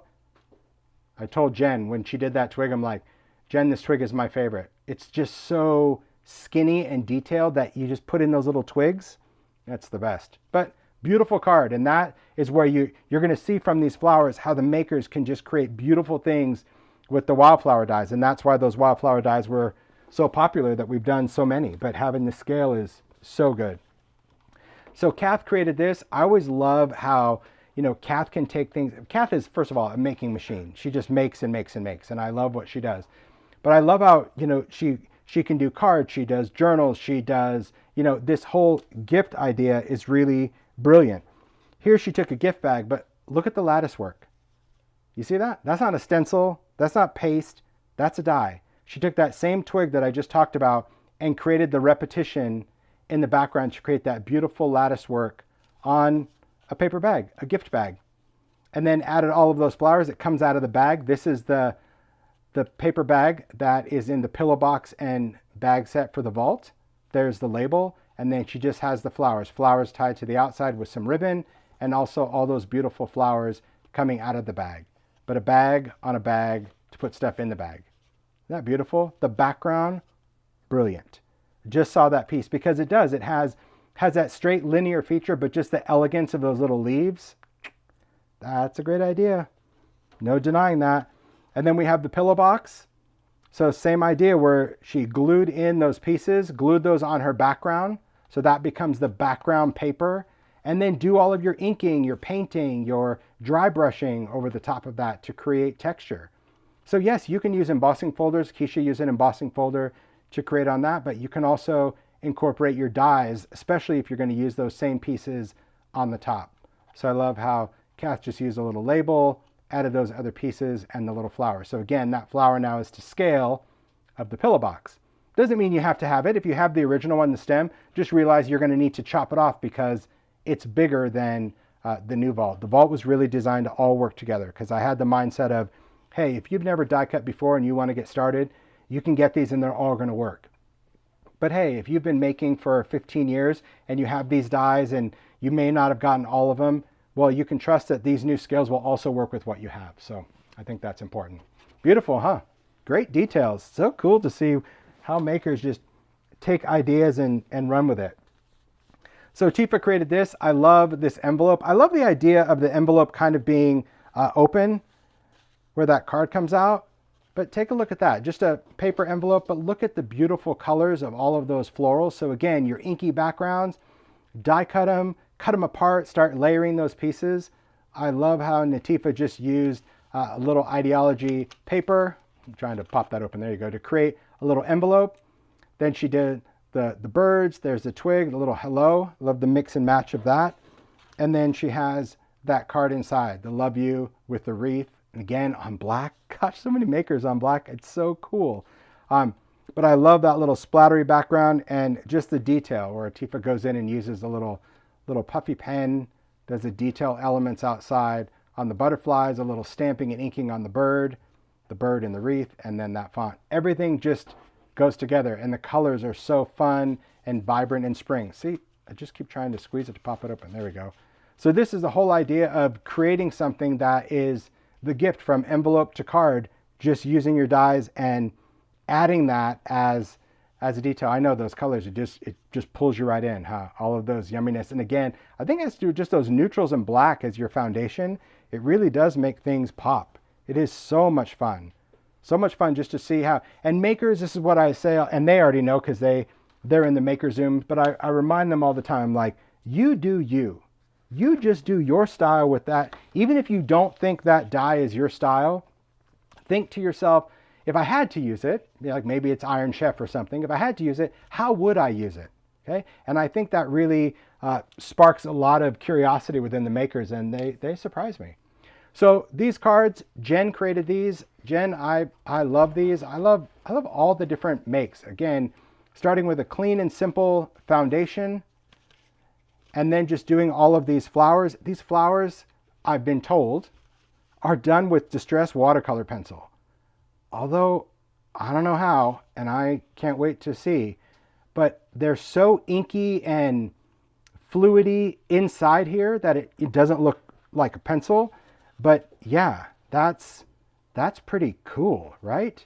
Where they really look watercolor, but I was told that it's pencil, and I love that little sparkle. There's a little rock candy on those hearts from Lovebirds.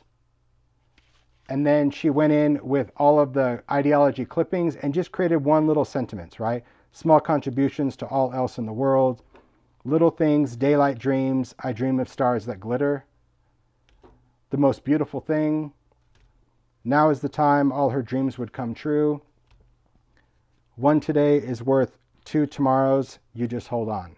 So if you're always struggling for sentiments, I highly recommend Ideology Clippings. That's a sticker book. That's where Paula's gone through vintage books and cuts out all of these great little quotes and words, but putting them together, as Jen did, you can see it makes really charming sentiments. So this, again, compartmental making at its finest, where you're starting with backgrounds, you're doing inky things, you're doing die cutting. It's just really great to see the versatility of the flowers. And again, the scale fits now on an A2 card because we were able to reduce the size of those flowers. Beautiful, beautiful. Absolutely love it. So much fun. All right, we're getting into some more spring. We've got the Vault Bunny and Chick. Cute stuff for Easter if you're already planning your Easter makes. Cute stuff. So Stacy created these 2 cute little chick cards. Look at those. Just using some inks. I mean, he is one of my favorites. He is. He's just funny. Kind of like Peeps. Kind of. Peeps with legs. Peeps with legs, but funny. I love just the colors, how Stacy just used little white cardstock, did some stitching detail, layer, added some ribbon, little pastel. This could be great for baby cards as well. It doesn't just have to be for Easter. But yeah, that little one is cute. And the fact that he's just that bigger size, you can see that he can hold his own on the card. The other ones, they're cute, small, but yeah, you kind of need a little bit more. But this one, because of that bigger size, and I love how she just kind of did a little freehand background with those little dots, but charming little card set. I love these, Stacy. They're just cute. They make me smile. Well, that little chick just makes me smile. Joy created this card. So here she just did a little baby card, took a bag, and again, this could be a gift card or something that you want to put into the bag. And then you can just cut them out of paper and pair that with an embossing folder. Just fun, right? You can do really whatever you want to do on your makes. You do you. That's it. You do you. I think it was like gifty. I think that this set really made a lot of makers think gifty stuff, which, hey, you know I'm all about the gifty stuff. I do. I love the gifty stuff. Kathy created these. So much fun. Where do you see all the detail? There's just a lot of stuff. Mario, am I doing okay? Because You're doing great. I'm sorry. That's all right. That's all right. I caught you. I'll do good. I want to make sure because I know I'm flying through because we've got a lot of makes, but I'm reading the chat. And I so appreciate you guys showing all your love to the makers because they really do an incredible job taking these designs and just giving so many cool ideas. I absolutely love them.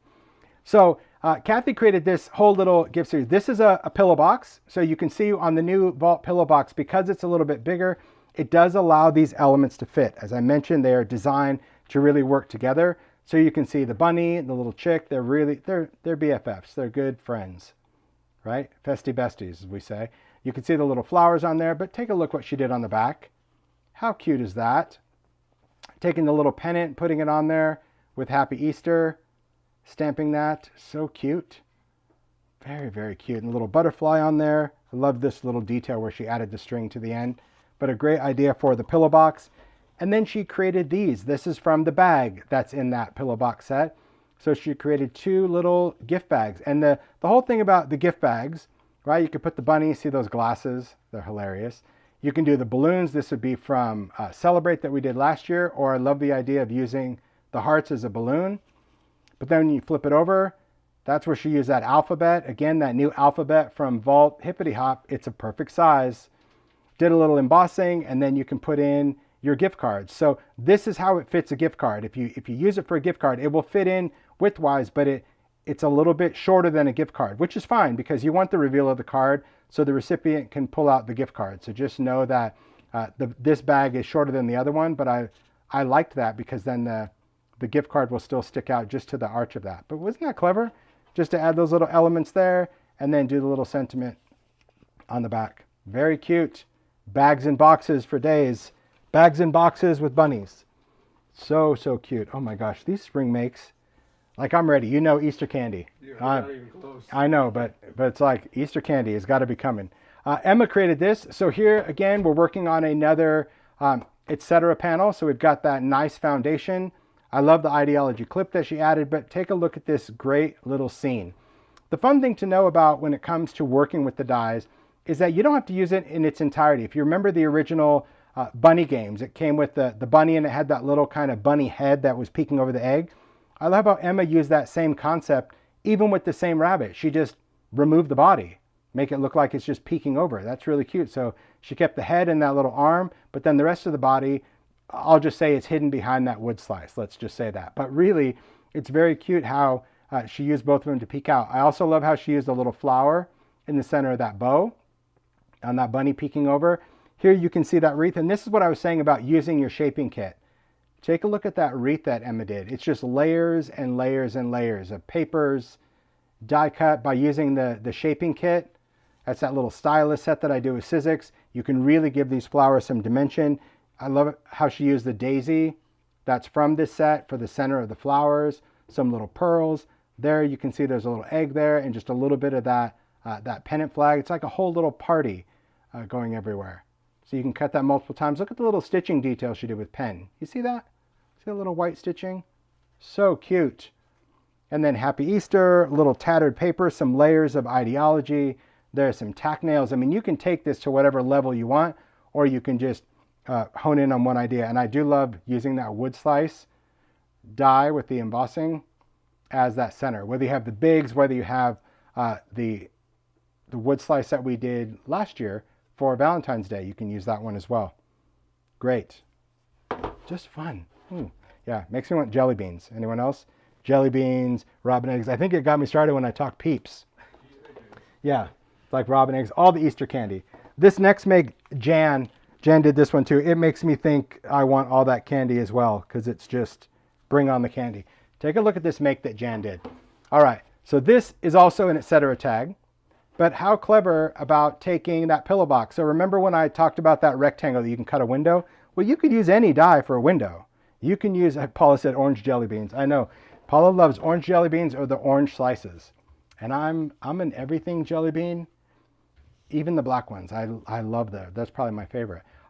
So I love how Jan created this pillow box with that little cutout. So any die shape that you have that would fit in there, be that a circle, a triangle, an egg, anything you can drop in there and create that window. So Jan took this tag, covered it in ideology paper, took the pillow box, made that little foundation, added some rosettes here, took the bunny and chick from Vault Bunny and Chick, created that little play scene.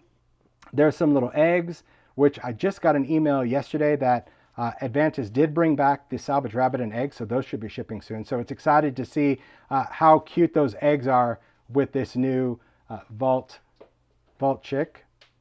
I just love, look at the rosettes. So this is making a smaller rosette. There's another make that really shows a different comparison. The little bow, I love the bow tower, just kind of tweaked there. There again, there's that folder. See, I love how Keisha used it and so did Jan. But see how you can just take those pennants and kind of string them however you want. There's there's so many dies in here now that I look at it. Because there's the Vault Wildflowers, there's the Vault Bunny and Chick, the Vault Rosette, the Vault Box and Bag. Wow, so many. Isn't that great? All the little details. That's what I'm just kind of holding to the light. Just, oh, look on the top. That little chick and the eggs. So cute.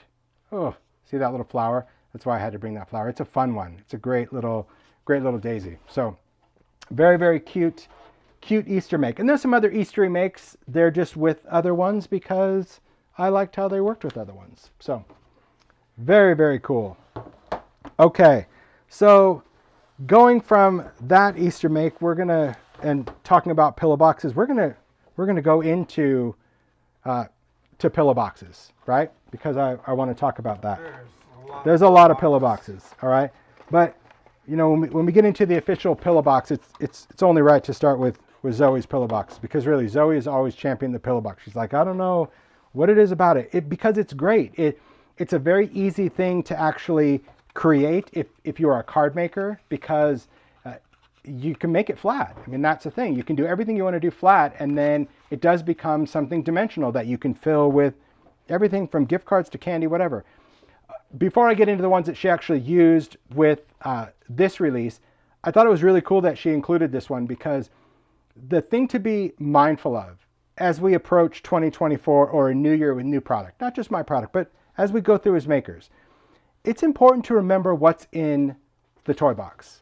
I know new is exciting, even new Vault is exciting, but don't forget the elements that you have, and whether you use the index, which is that free web-based inventory system on timholtz.com, thank you Neil and Zoe, or whether you use a journal or a book, keep track of what you have so you don't forget about it, because out of sight is often out of mind. Here Zoe took that pillow box, she used that wonderful moonlight die that we just did for Halloween. This is an old cityscape. Sure, this could be Halloween, this could be Gothic, this could be whatever, but even if your budget one die this year and you decide to go the pillow box bag route, doesn't mean you can't make it because you don't have all the other stuff. You can go into all the other dies and embellishments and create it, okay? So keep that in mind, but I love the whole Gotham City of this moon. But these two that Zoe created, I love how she incorporated stamps, how she incorporated, there's that card. That's the card label piece that goes into the bag, but she used it right on that pillow box because it does fit on the outside of the pillow box. She stamped on it. She used a little heart from Lovebirds. She did the rosette. She cut it down to size, because remember when I did the rosette, it was 3 3/4 inches. You can make all different sizes. I love how she added a little heart there, stamping all the way around, using the little seal from the rosette and another stamp. So getting out your stamps, your inks, that's where a simple shape can take on some great personality. I love the rosette here, and I love the star here. Look at that star. It's so fun because it's a dimensional star. When you make it, you can actually shape it onto whatever you're putting it on. So it can be flat, it can have a little contour. Really great. And I love how she used those little leaves, kind of like laurel leaves from the wreath. And again, doing stamping from that field label, doing inking all the way around, doing your background papers. That's fun. So if you're sitting there, even if you have that creative block, you're like, I don't know what to do. Have some of these cut out. The same way you would have a stack of tags or card fronts, cut out a bunch of panels for your pillow box, just pillow box panels, not assembled, flat. This way, when you're in there, you could ink them, you could stamp them, you can do all those things that you want to create. That to me is really important, because I think then when you need a quick gift, you have these ready. You just glue both sides together, pop it open, stick something in, and off you go. So just keep that in mind. They could be embellished. You can use wax seals. You can do so many things, but it's a really nice, substantial box that you can create out of paper using all your favorite things. So I was really happy to bring this back and just to see how people used them. They all just did such creative things. Creative things, this just made me laugh. Vicky created this one. Hilarious. She used the glasses, which I already know is a favorite for all of you guys, from the Vault Bunny and Chick, and must have cut them out a bazillion times to make her own background paper, starting out with wood grain. So we've got that wood grain, and I love you. Get it? With the I? That's funny. I know you get it, but you have to say that, right? I get it? I love that. So clever. What a clever use, and I love the little hearts on the end, so you got it on the little flaps. I love that she cut it out of the wood grain cardstock, but you could use an embossing folder. Wood grain's just a little bit more detailed, but really, how fun is that to make your own background paper? And we saw Rochelle do that with the flowers. You saw Kath do that on the box, but that's good. That's just funny. I love you. Who wouldn't want that? This would be cool just to make your own like eyeglass case. If this is a little longer, you can slide that in. Very, very clever. So yeah, that'll be one that you could just sit and cut eyeglasses for days, cut them out of all different things. Why not? Right? So Juliana created this one. I love how she created this layered butterfly. Again, you've got the detail piece, and then you've got that silhouette piece for all of your inking. There's the wreath, little stamping. But then the pillow box, in this one, I love how she incorporated a little mini book. So if you do any type of junk journals, little mini books, anything like that, it's a great way that you can still go in and stitch a little book together. You can do, I'm not sure if it's actually finished. Oh, it is. I'm going to open it. I see some die cuts on some paper, so let's see what happens. But take a look how she took that butterfly, wrapped it around the spine, stitched that together, did some stamping. Oh, look at that. What a charming little journal. Look at all that little stamping, die cuts, the little flowers with the labels. This is great, Juliana. Look at that. Again, you could do any kind of junk journaling, little mini book. I love the labels and the flowers. Incorporate the stamps. Look at that little book. Really cute. Great idea, especially if you're just doing maybe a little travel book where you give someone a little thing where they can, and you could use ideology, photo booth, anything, but this is a great little travel book where somebody could have their little travel snippets, and then you've got an entire book that fits inside this pillow box. That's really clever. I know it'll be tied up a little later, but yeah, really, really clever make, Juliana. So again, pillow box, not just for gifts and candy, but also for little books. Very, very cute make. Use your wings. Don't you love that? Brilliant. Brilliant. All right, moving on. Take a look at these. Stacy created these. This is what I was saying about, you know, taking an idea and creating a whole shabby look. And this is where you can see that card being used as a window. You saw that Zoe used it glued on the outside. Stacy used it to cut out a window. When she's cutting in that window, you can have acetate over the front of it. So you can just, when you cut it, you cut the window, you glue the acetate on the inside before you assemble the box. But I love how Stacy did this whole little series. And again, this is what I was saying, just make a bunch of them. Doesn't mean you're going to give somebody, you know, this whole 4-pack of gifts. Maybe you are, but this could be for a wedding shower, a bridal shower. It could be for different parties, or you just have them at the ready. If you sit down and you make boxes, because some people think like, oh, I don't like to give gift cards. Listen, maybe I'm only speaking for myself. I love a gift card. I love a gift card. I love a good gift card. I love to just shop for myself. And some people go, oh, but it's so insincere. Okay, if that's your thought, put it in something that is personally handmade. It's a win-win. But the great thing about this is that you can have them at the ready, and you can have the little windows in there. So maybe you're going to fill them with candy or treats because you're doing a little party. And look at the little flowers where she used from the vault flowers. And then there's that the little label. That's why it was important to have those other elements, to not just do the box and the bag, but have the window that you can cut or the card that fits in the bag, have the labels. It all works together. It always does. But you don't have to do the window because maybe you are just going to do a gift card, but you can do the same elements. Add those little flowers. See how delicate they are? They're so nice. A little bit of mummy cloth, a little stamping. I love the addition of the button, little inky background, just beautiful. This is torn strips of fabric, just fun.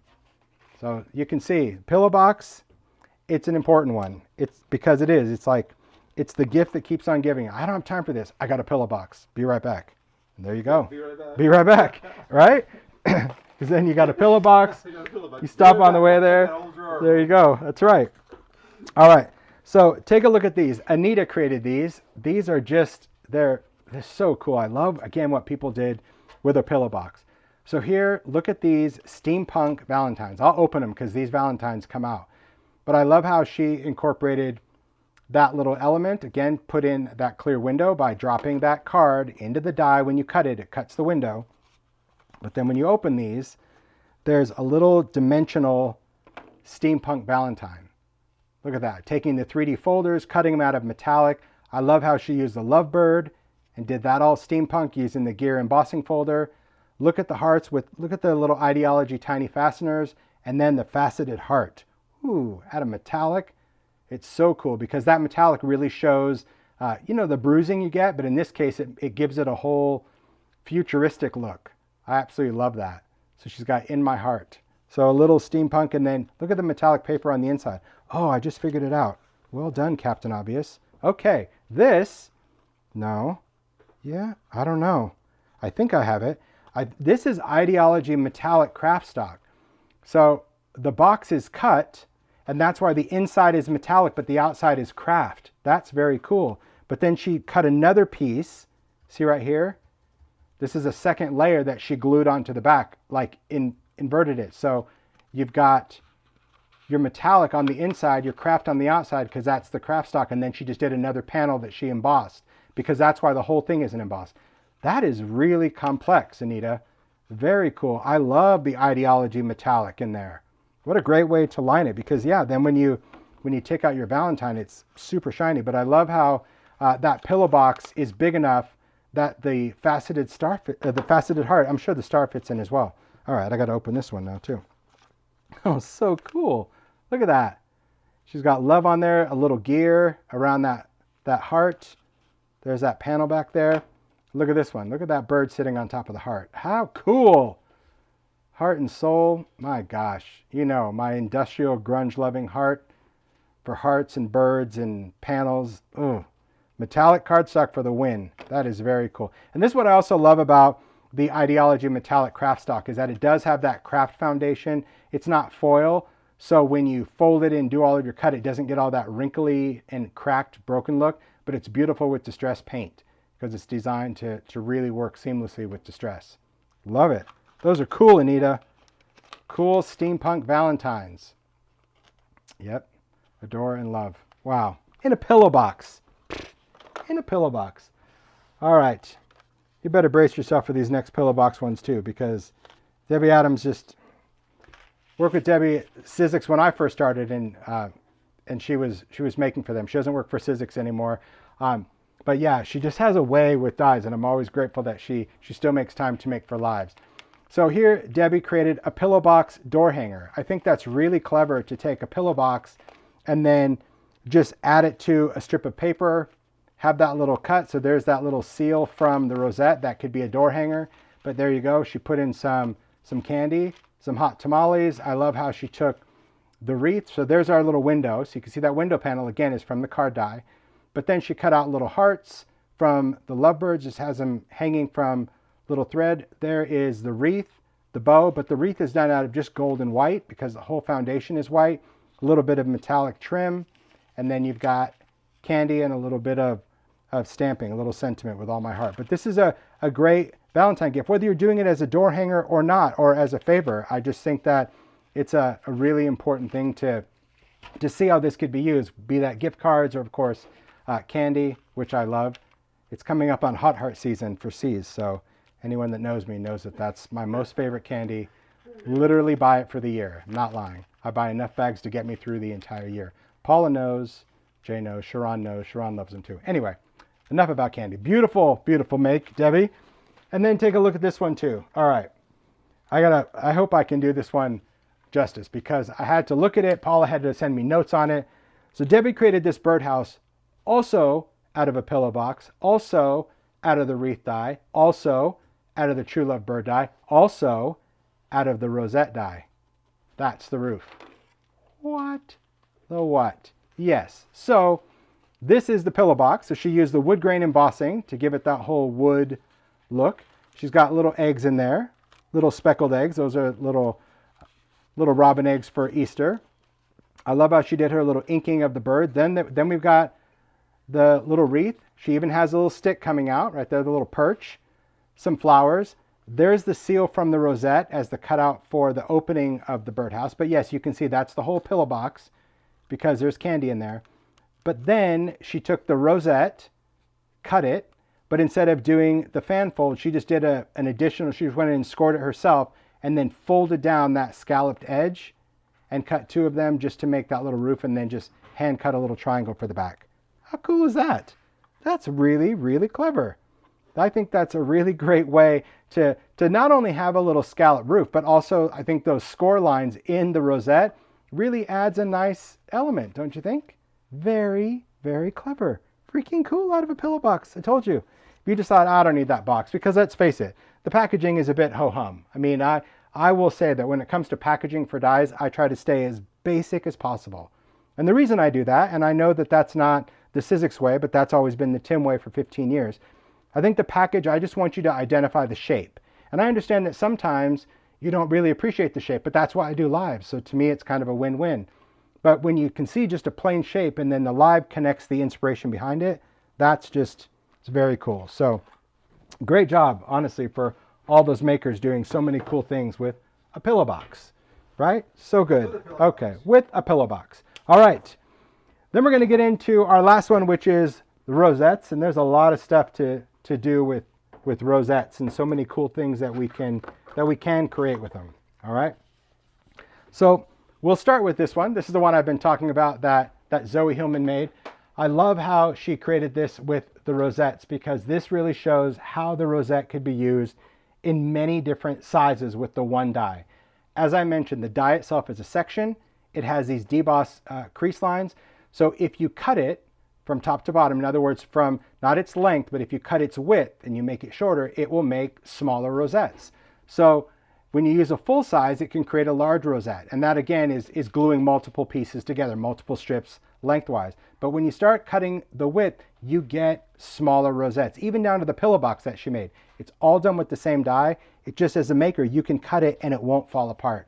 I love how she just took this rosette, did different inking treatments, did some stamping on the inside. So maybe you want to use the center, maybe you want to use the hearts, maybe you want to use the star that comes with it or the seal. But what a cool art piece just to put on there. This is one of the frame panels. It could be an etc. It could be a dollar store frame. I love the vintage snaps that she has on there, some crackle paste. But what a great piece, just an art piece just using rosettes. And this could be done vintage every day, but this could also be done seasonal. Maybe you want to make a gift for someone for a seasonal, so you can maybe do their favorite colors, or maybe you're going to use floral papers for the background. Sky's the limit, really. But that's what's great about this one new Vault rosette die, is that it can make different size rosettes with the single die just from cutting it. Very, very cool. Yeah, I know, I love that detail. It's always the little things. It's the little things, the little details. That's what it is. All right. Now, rosettes could be used on cards. So I don't want you to think that, oh, you know, I'm not going to use rosettes because I'm not going to make party favors and all that, which they make great party favors. They're perfect for cards. So Barbara created this one. Again, I love that woven background, but look at this rainbow wheel. How fun is that? Whether you're taking different colors of cardstock and doing different sections of it, or whether you're inking it, I just thought it was a really fun way to create a birthday card using the Vault bunny, his glasses. I love his little dapper bow tie, and I just love all of those colors going around that rosette. Just, again, utilizing your inks. You can do watercolor, you can do paint, you can do cardstock, whatever you fancy. I just think that's cool. It's just a fun, I love that we can make a big rosette. That to me is the best. And it could get bigger, right? I mean, I only use 3 sections. If you use more, you can actually make it bigger, and I'll talk about that by demo. Just really, really cool. So amazing. So amazing. Oh. Now, when it comes to working with rosettes, I thought this was really clever as well. I'm going to bring this in because it actually has, you know, there's sections of makes that sometimes when a maker makes, I have to just be like, okay, stop. I set it aside. I say tomorrow, I'm like, I got to hold this here, because I think there's certain makers that just go all out because they just kind of get caught up in the moment. And Louisa is one of them. And I love how she always, when she makes, she just kind of sky's the limit. So here Louisa made these series of cards using a rosette, and I would have to say I've never seen this done before. Not saying it hasn't been, I just haven't seen it. I thought it was very clever to not complete the rosette. It was just cool. It was a very cool way to take a rosette and not finish it. And it gave her this landing spot, if you will, to add some vintage buttons. And she did that in this whole card series. And sometimes it ended on the top, sometimes on the side or the bottom. I just thought that was a really great background for a card, right? To take this and utilize your dimensional elements, because the rosette is already going to be dimension, right? So you've already added dimension to your cards. So the buttons really don't add more. It just kind of fills in that little space. But really cool way to incorporate, again, grungy palette. So you had me at brown, no doubt, and little bits of blues and blacks. But I love the idea of, you can see in the back here, these are some flower elements.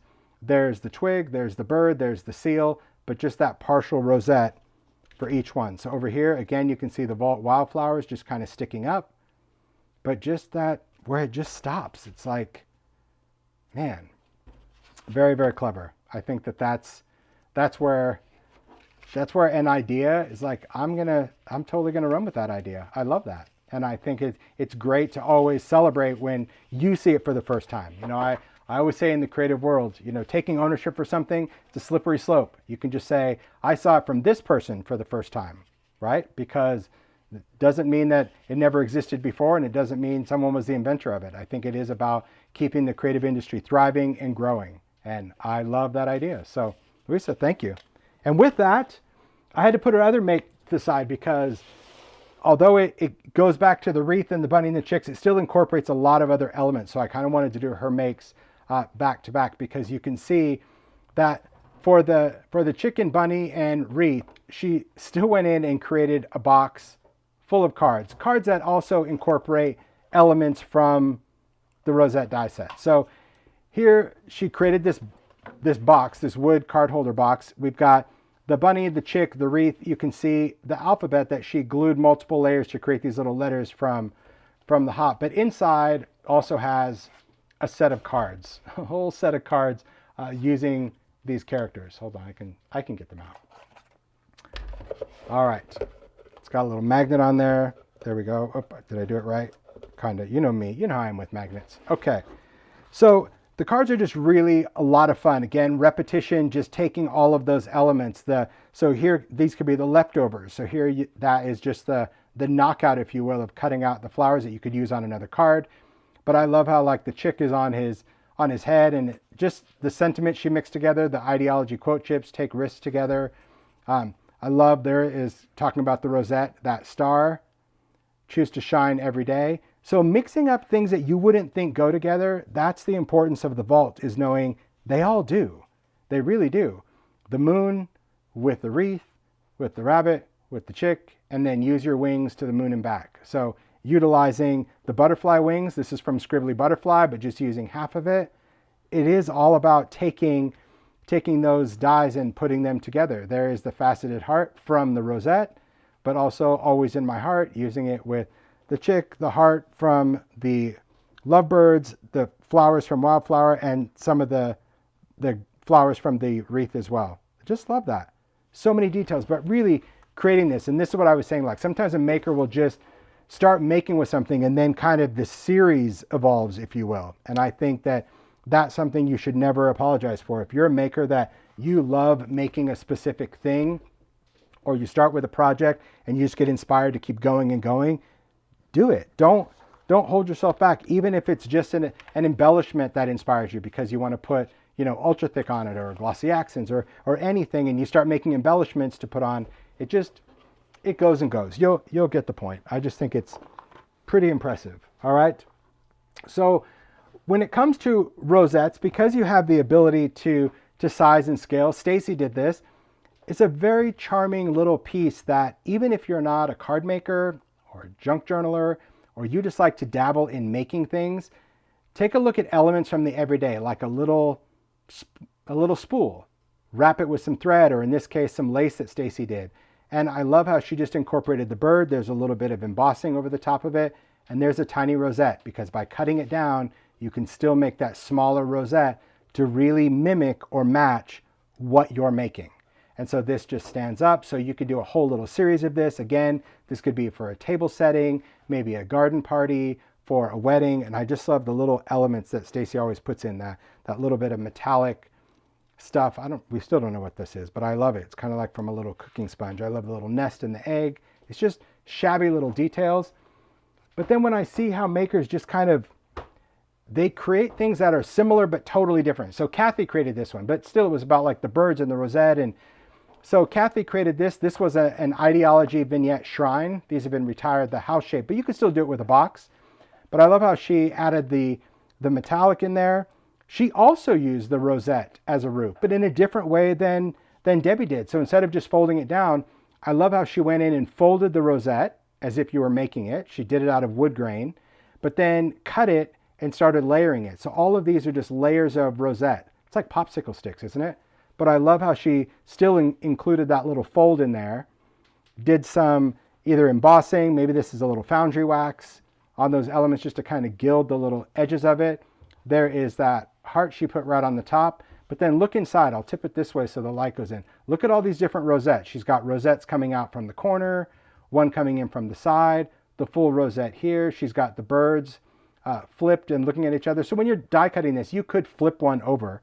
You just get a different bevel to the paper.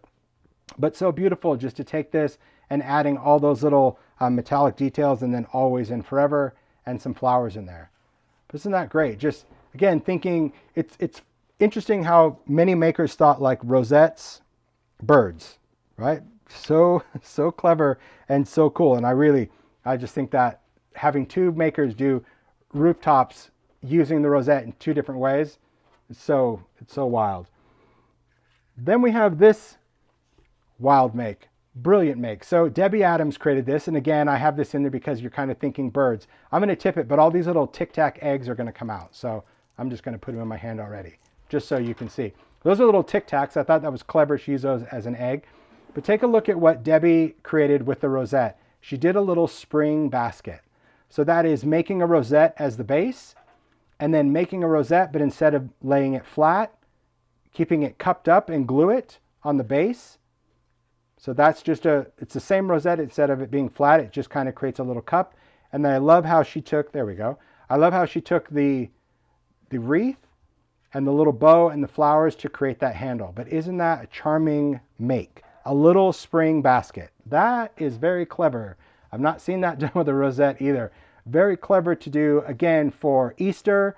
You know, yes, you can do it garden in spring, but you could also have like one of the bunnies popping out of it if you want to make some other little things. You can wrap this in cellophane if you want to create little baskets, but that's very clever with the rosette die because it's big and it's creased and it doesn't have the perforations. It really allows for this type of flexibility to add, and I just thought that's really, really brilliant. Brilliant ways for makers to incorporate that rosette die. Am I right? Just like, wow.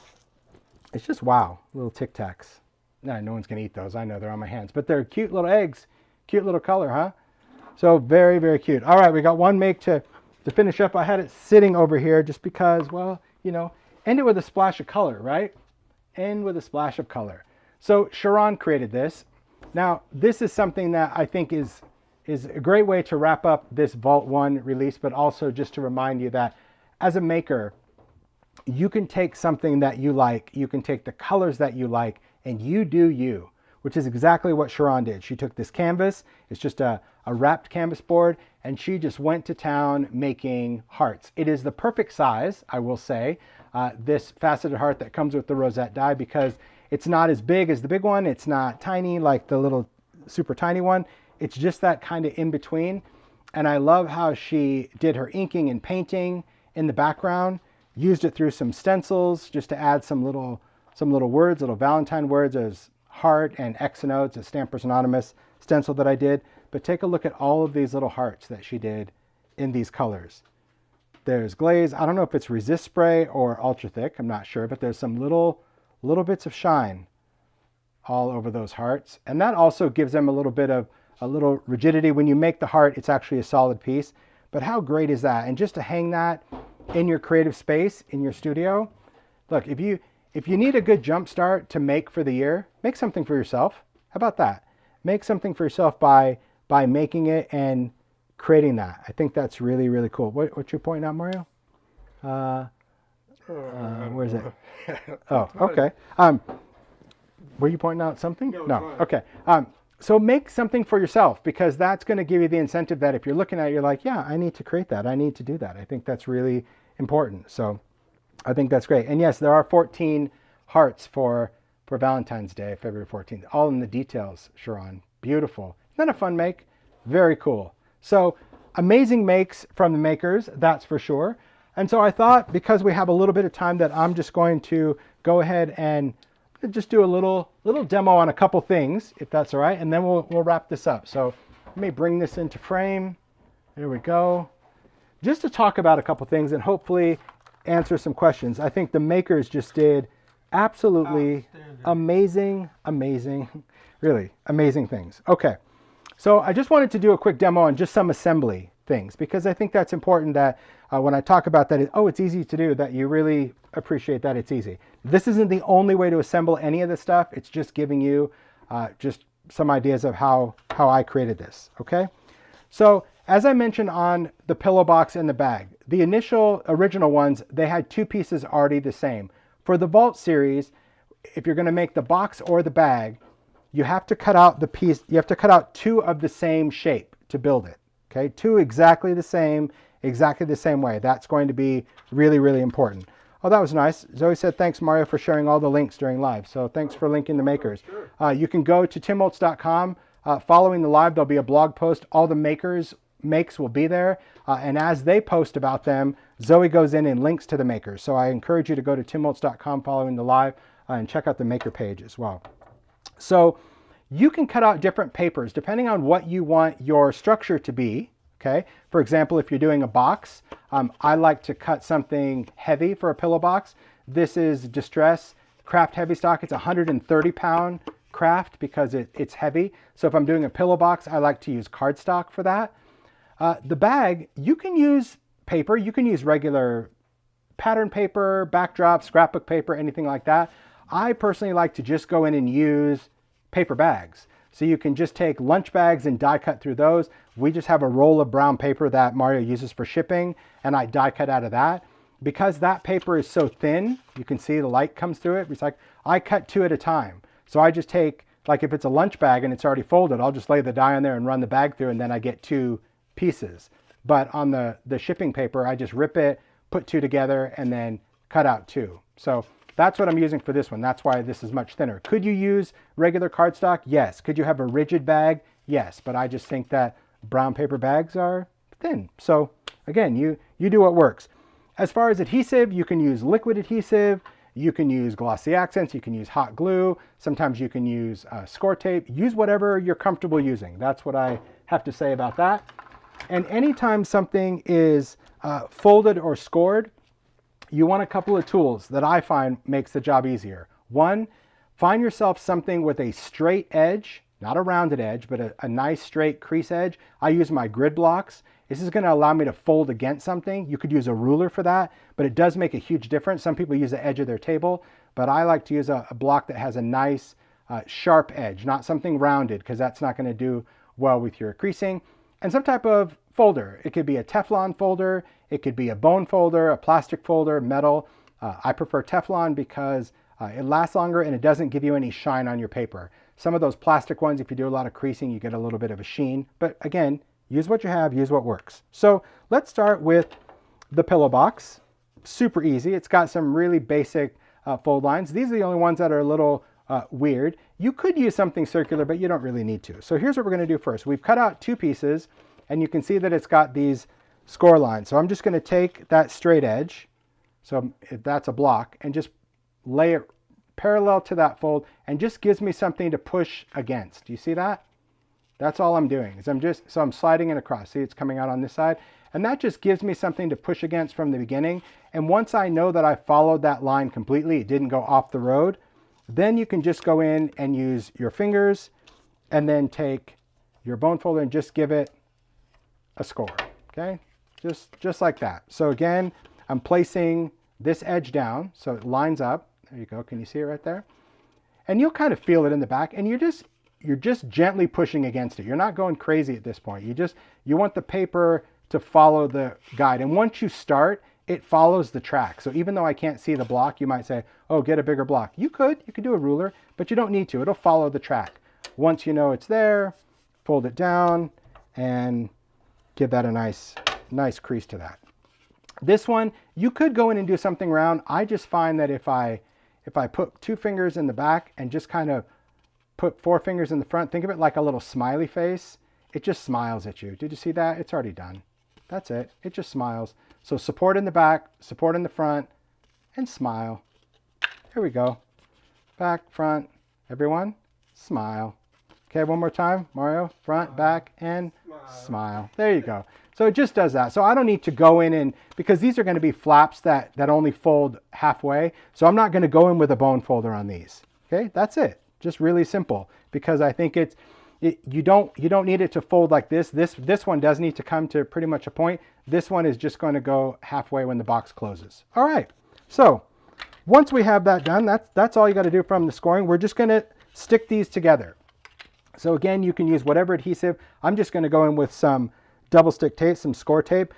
If you have a media mat, work on your non-stick side for this. It just makes life so much easier.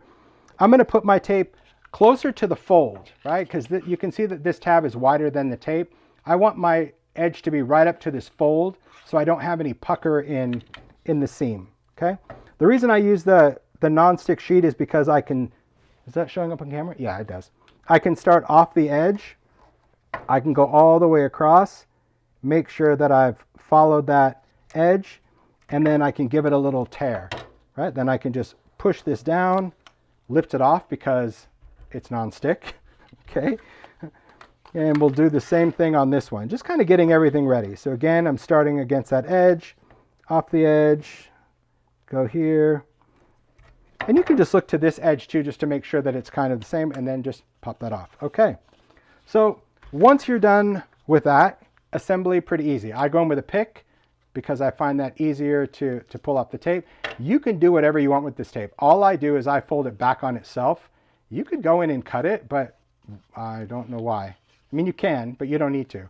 This particular tape is really thin, almost skin-like, so that's what I do. But if you feel better going in and trimming it, go for it. You know, you can do that. But if you're using glue, that's obviously going to be easier because you don't have to worry about anything going over. You just have to wait for it to dry. So whatever's going to work for you. Hot glue is also really fast. Okay, so once I have that folded, it's pretty simple. So we've got all of our tabs. Both of these have sticky. One's going to go on one, one's going to go on the other. So for this one, I'm just going to line it up. And again, you could put it on your glass now that there's no sticky. And I'm just lining up kind of corner to corner, if you will. And just kind of place that down. Good. Okay, see, there's our flap. I haven't really done anything permanent yet, because if I need to adjust, I can. Then I'm just going to fold this one in and close the other side. So if I start at the top, I can make sure that I've got that corner going in, and then it's always like I feel better trimming it. And then you can just push this little box in, like see I'm kind of resting with my finger as it goes down, and there we go. Now that it's done, it should be flat, right? And then these pieces, now it's just going to pop open. That's it. That's it. You're done. So if you were doing your stamping and all that, you would have done that before, right? You would have done your stamping, inking. You could have done it before you die cut or after. It doesn't really matter. It just depends on how particular you want to be. And then both of these tabs are the same. So to close it, you just kind of open it up, pop that one in, and that one just kind of, it just pops in there, just like that. So it doesn't really matter which side goes in, that's just your pillow box. So usually what you would do is that if you were closing this, you would have like, I'll just say the finished side, I'll show you what I mean. The finished side is usually the top and the gappy side is the back because see, it doesn't really lay, but if you were tying this with ribbon, it would be more finished, but easy, right? Couldn't be any easier than that. And then the little tabs just allow you to go in and just kind of grab with your finger. And that's why there's a notch there because you got to get your finger in there to pop in that open one. Couldn't be easier. All right, bag, same. But this one's a little weird because you're like, what? Do we fold all the creases? Not necessarily on this one, okay? So this bag is going to go together, but not like the pillow box, meaning if you did matchy-matchy, then you don't have a bottom, okay? So this one is actually going to get flipped around. It's going to go this way. It's kind of weird, okay?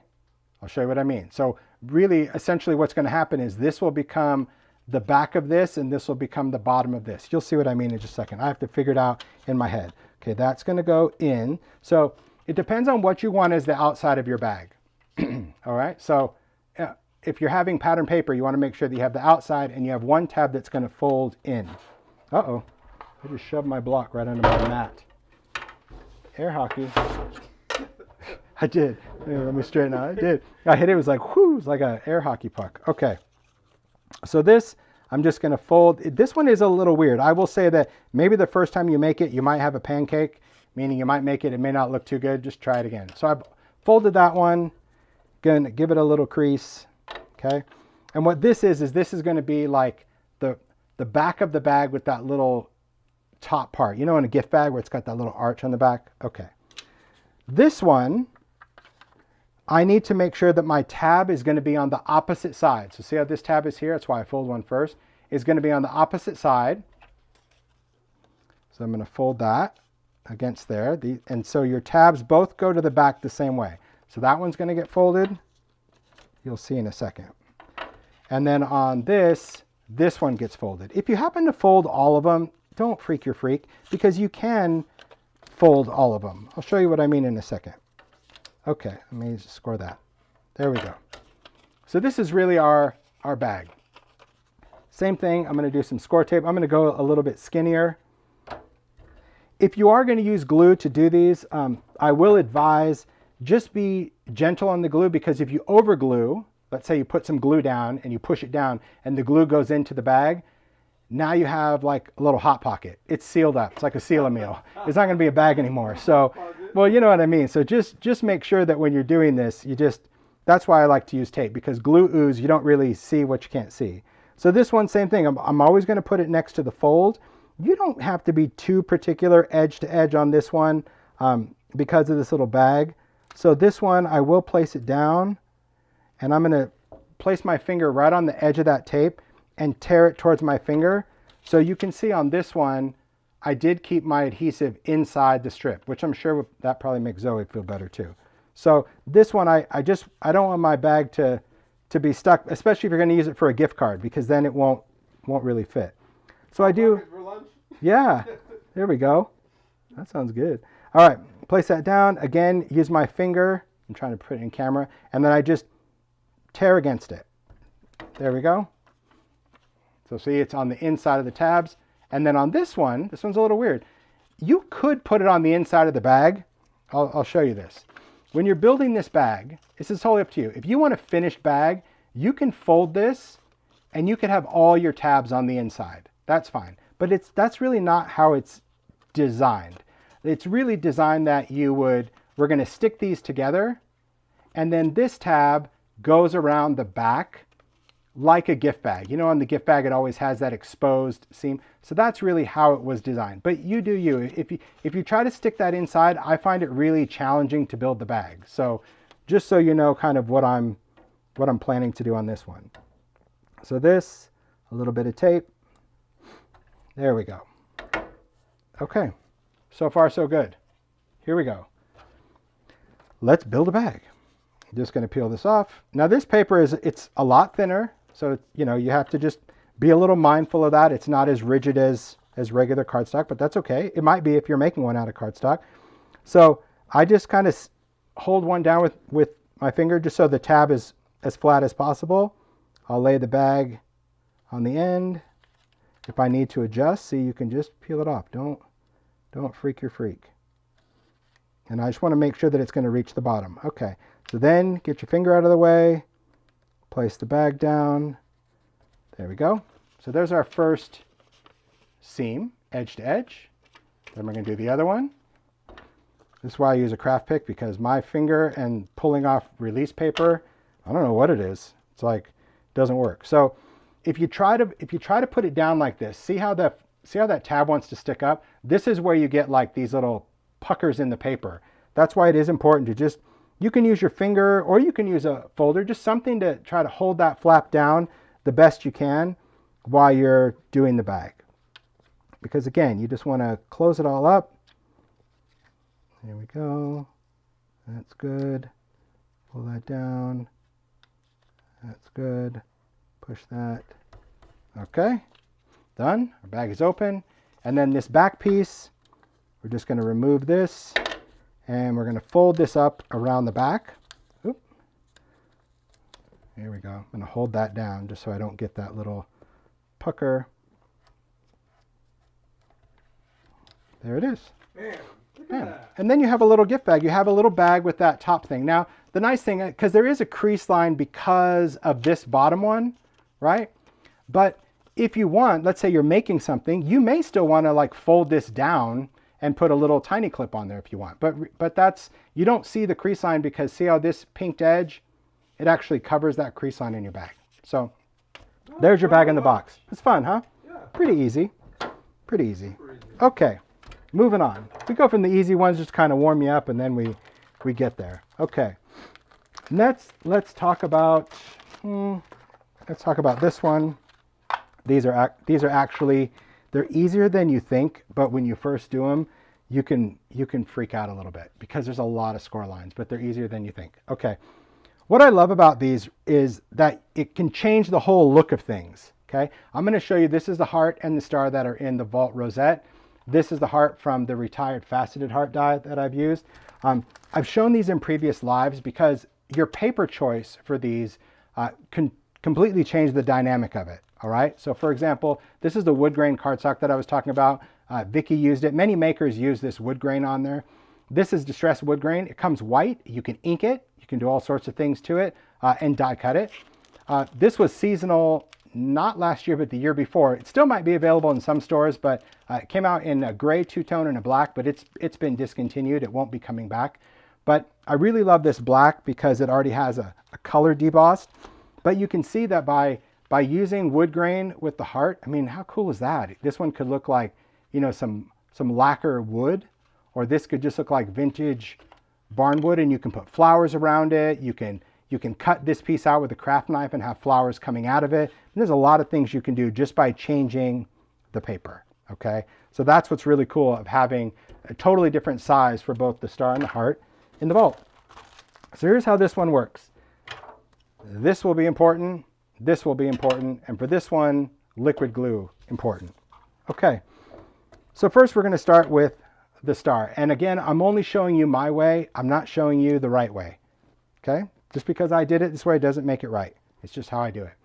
I like to start with the tabs. That's going to be these little tiny things. So there again, I'm using my block and I'm just pushing against it. And then once I push, I give it a pinch. So it's like a push and a pinch. And then it opens up again. So again, I'm turning it to where it like lines up, push, and then pinch. I don't use the bone folder at this point because I just want to keep it on the block, because this is something, honestly, once you get it down, you can do this and watch TV at the same time. You don't even have to pay attention to what you're doing, which seems like, how is that possible? It is. Because you're just like folding and flipping, folding and flipping. There we go. Push, pinch. All right. So at this point, all those little tiny tabs are folded, believe it or not. See, they're there. Then when you look at the star, don't think of it as all these little pieces. Only think of these as vertical folds. So when I put the inside to the outside, it is one straight line, or horizontal, sorry. It depends on how I'm holding it. One horizontal line. So now I'm just going to push the star down and give it a little pinch. Then I turn, horizontal line. That's it. And it's going all the way across from point to inside. So it kind of alternates. So the point will be on that side, the point will be on this side. And all we're doing is just spinning it. It's just easy. Give it just a little pinch. Move it, horizontal line, push, pinch, horizontal line, push, pinch. That's it. And now you've done it. You've already folded all those pieces.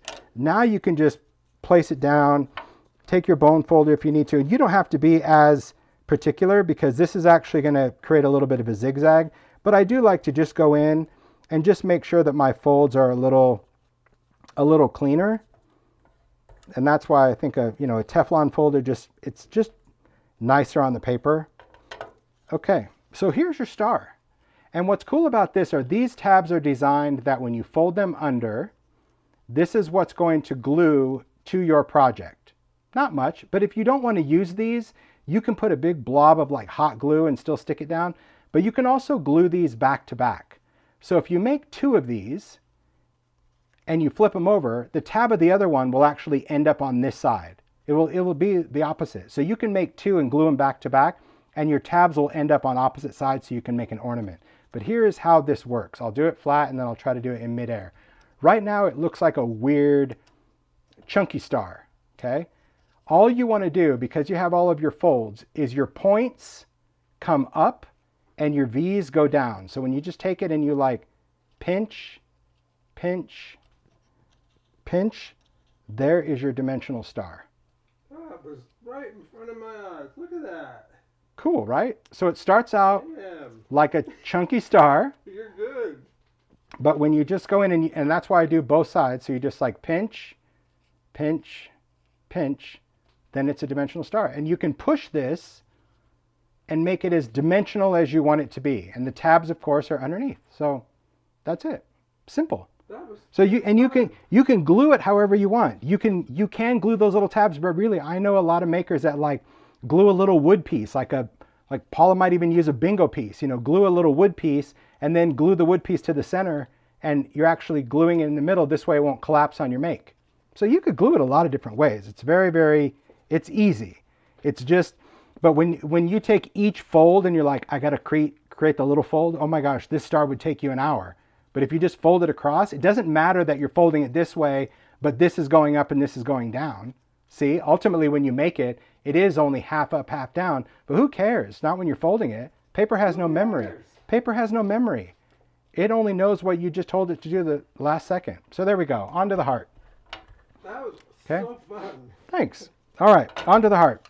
Now this, don't freak out, but let me tell you this. If you are making a heart and it matters what's on the front, okay? Maybe you're doing something out of a floral paper or whatever. First thing you have to remember about this heart is that this big piece is not the front of the heart. Many people, when they go to use this die, let me just grab the die real quick. Do I have my die open? It's over there. Here. Yeah, thanks. You're welcome. You're welcome. All right, here we go. I have my dies already open and in my folders and all that. Okay, you see the die? This is why it's deceiving. I've learned just from many years of making a heart. Because you see the heart in here, you're like, oh, this is the front of it. So when I put it on my pretty paper, I'm gonna make sure that like the little flower or whatever I want is here. Nope, that's the back. So what you have in that window, you will not see. It's really what's in these two little triangles. And so maybe, if you want, if it's going to take you a bit to kind of get used to it, put a little mark here with a Sharpie, right? Like draw a little red or a little black to remind you that, hey, this is really the front. This little face, this little smiley face, here's looking at you, that is the front. That's the back. Just if it matters. And that really is only if you're doing pattern paper. If you're doing red or whatever, now I'm going to see all the people that admit that they did it just like me. Oh, Zoe, yeah, I know. Because you're like, oh, and then you build it and you're like, oh my gosh, I totally forgot. Okay, so same rules apply. I just kind of start with the smaller little tabs. I'm going to work, instead of my block being long ways, I'm going to do short because these are much shorter folds. But again, you do whatever. This is what I love about grid blocks. So again, I'm going to fold, pinch. And some of these are a little tricky. I'll show you what I mean. Some of them are kind of hidden, but it goes super fast. Just don't even think about it. Just find the next fold, fold and open. Find the next one, fold and open. And work from the outside in. Don't work from left to right. Just work what feels right, which is just kind of going around. So now I did the outside ones. Now I got to do these two inside ones. These are the tricky ones. That little triangle and that one. So all you have to do is just find the line, put it up to the block, stick your finger in there and fold it over. Gosh, doing it through my phone. If I can do it through my phone, you can just do it looking at the paper. Take it off, give it a pinch, so there's that. Then we just go right up to the next one, fold that, take it off, use your fingers just to do the fold, go up to the next one. So see how like when I look at these pieces, I always look at my lines as like horizontal lines because then you don't have to figure it out. So it's like, okay, I got all those. I know I still have all these. That's okay. Then I just find the next stack. It's like, okay, I'll do this one. This one and this one are not the same line. See how different they are? So don't treat them as the same. They're not. So like, don't think that whole star trick and be like, ooh, I got this. This one is close, pretty darn close, but it's not close to that fold. So see, that's not the same line, right? Okay, we got it, we got it. Okay, I got two more. It's really easy. And that's why I don't know if I've even demoed how to do this ever, just because I thought people would figure it out. And then I realized you might have figured it out, but it might take you like an hour to make a star and you never do it. Now, Sharon might even have a mega trick because she did a bazillion hearts. Who knows? All right, so once I have this done, same thing. I just kind of quickly go in. I don't score everything. To me, the tabs are the most important on this one for me. Everything else just kind of falls into place.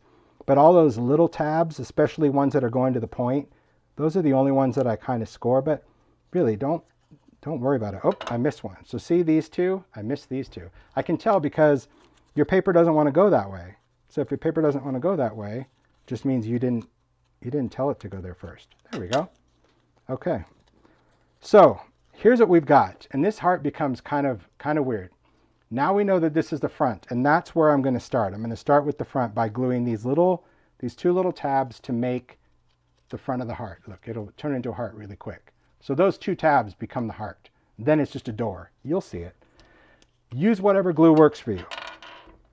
Collage medium, it works for me. I like collage medium. I like using it. I'm still super impatient. You know, I wish it would dry even faster, but hey, for what it is, I'm good with it. I like that I can kind of mop it up. I will tell you on the heart, it's a good idea if you plan to ink this. Inking hides a lot of imperfections. So that's just something that I prefer. I just like to ink. It is important that you work with a glue that is going to be a matte finish, because you might get some glue ooze, and collage medium has a matte finish. Okay, but you have to wait. It's not super glue. You have to maybe blow on it to dry.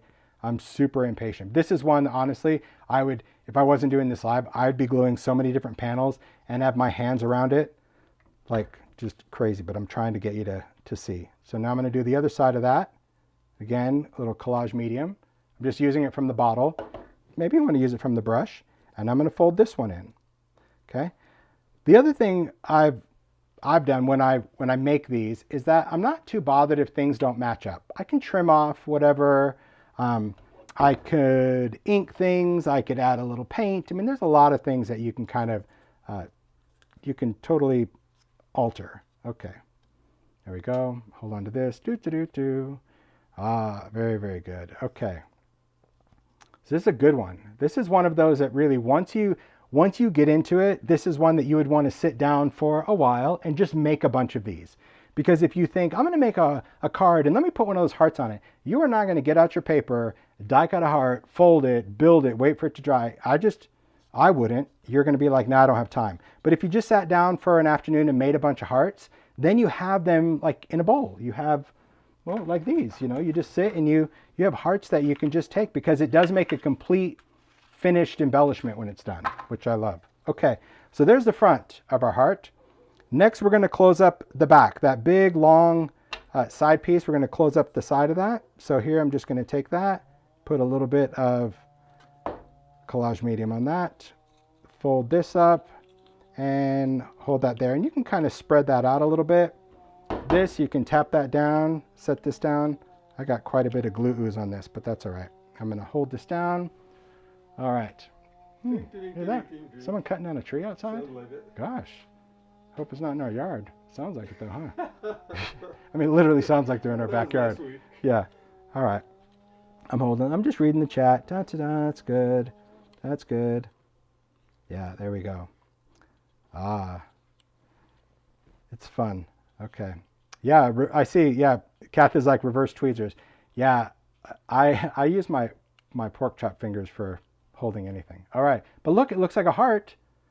It does. So far, it looks like a heart. So to me, these three are the most critical to wait for it to dry, because otherwise it just becomes super annoying. All right. So now when you look at the top, you can see it kind of looks like teeth, right? Two on the top, two on the bottom. And they fold in exactly how they should, okay?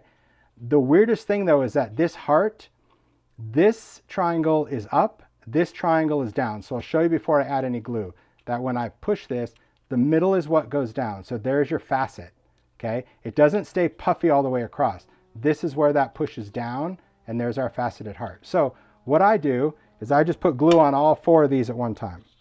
Just put that on, put that on, put that on, put that on. Always give that a couple of good thunks. Wipe off the schnozzle with your finger and put the cap on. If you give it a couple of taps, it'll pull the glue out of the nib and keep it from drying up. Okay, so then what I'm going to do is I'll do this. Normally I would do this on the craft sheet. Well, I'm going to do it on the craft sheet. Can you still see? Yeah. I know it's off to the side, but the reason is because you're going to get some glue ooze, but I just place it down and I just use, oh gosh, I have such big fingers. There you go. I use 3 fingers. Can you guys see that? So I'm holding the outside, the middle, and this side. So I'm holding where all those tabs are.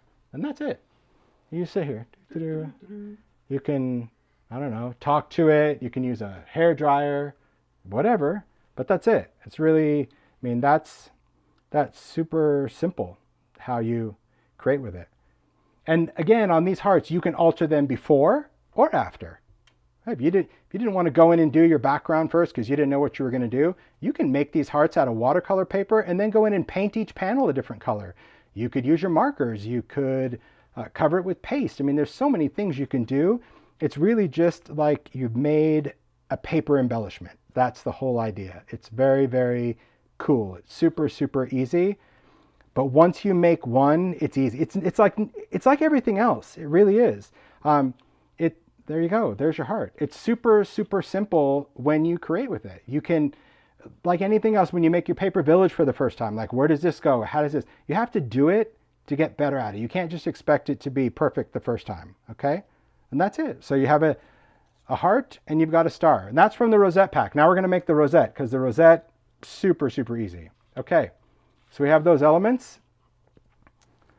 And we'll talk rosette. I do love the rosette. Okay.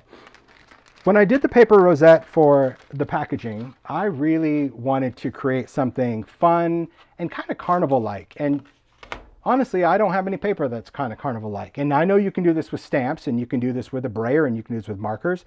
But why? Why do I want to make it harder than it needs to be? So I went to the craft store.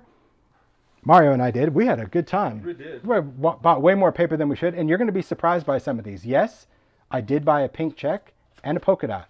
Don't judge me. Okay. But we went into the scrapbook paper aisle.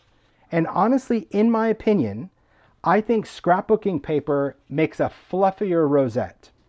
It doesn't mean you can't use backdrops. You can use old book paper. You can use music paper. You can use a lot of things. But scrapbook paper is often much thinner. You can hear it. My Ideology backdrops is 100-pound cardstock. So you can still make a rosette out of it. You can make it out of really any paper. It's just a little more rigid. But definitely go in and look at patterns because you can do stuff like for Valentine's Day. You can do stuff for spring and Easter. You can do Americana. But what was really fun as we were going, and of course Mario loved the tartan. He was all about plaids. He loved that there were different plaids. Halloween, we had a good time. But one thing that was fun to me were things with stripes because patterns play a cool role in making a rosette. So for this one, I'll bring in these papers. These are the papers I used to cut the rosettes.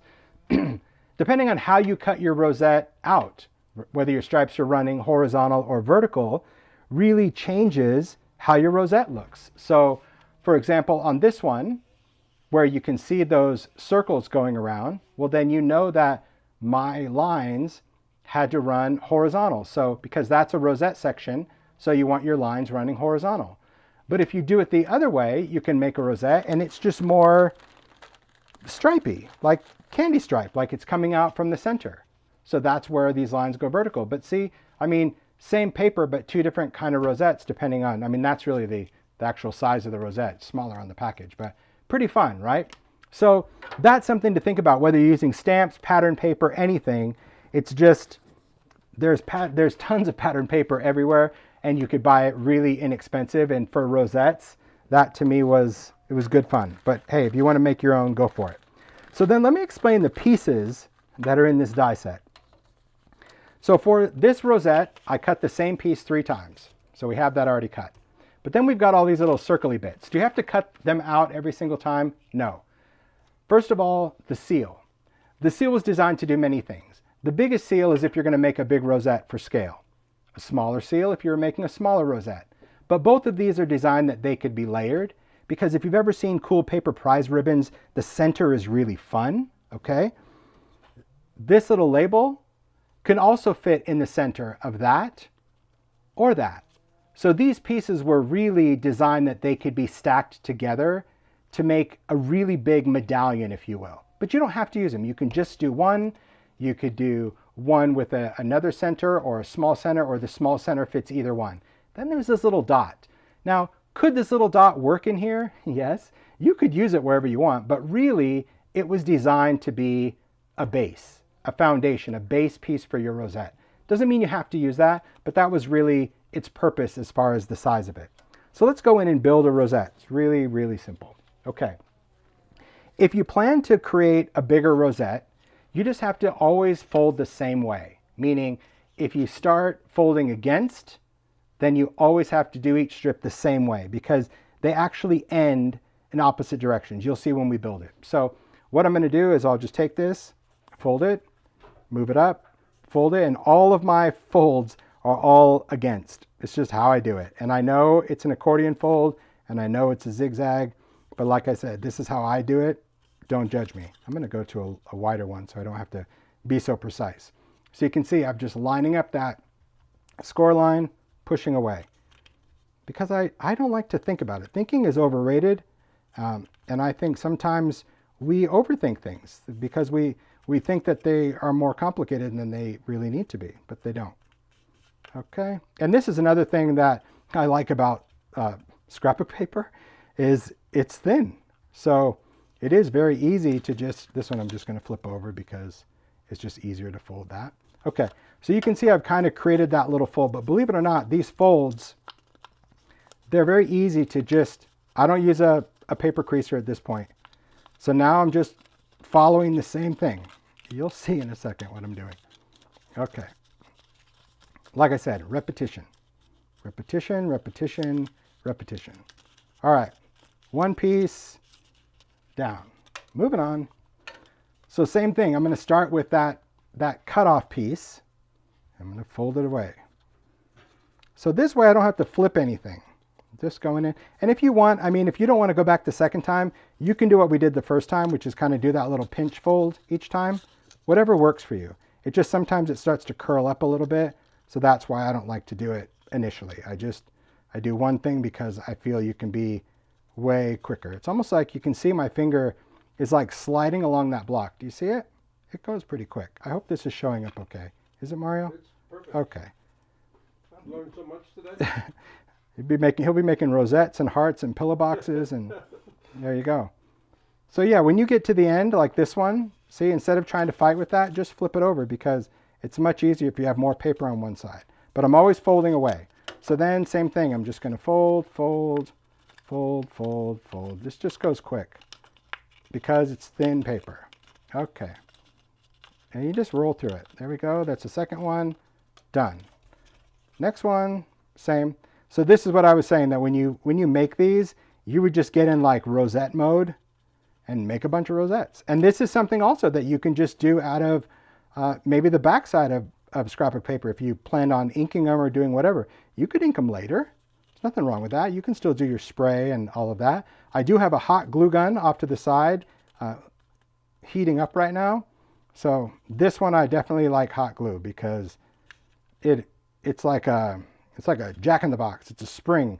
So if you don't have something that's going to dry really quick, you're going to be holding it for a long time because it's got some serious resistance. Okay, so I didn't want to do any of this ahead of time. I know it's pretty boring to watch, but just to show you that it doesn't take a lot of time. Because sometimes, you know, if you ever watch those craft shows, they're like, yeah, and go ahead and finish doing this, and then you have this. And you don't realize that the finish doing this is really 3 hours of your day.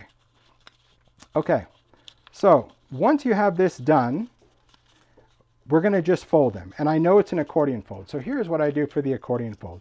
Because I've already done that, I actually have these pieces that I can just take my fingers, push in and grab, push in and grab. Does that make sense? So I'm not flipping it. Because it's already folded, I'm just going wherever that arch is, and I'm pushing in and grabbing it. See that? I hope you can see it from my fingers. I'm trying to look through the phone. But this way I don't have to lay it on the table and flip and flop, and I can't do that. So that is my accordion fold. It's already done.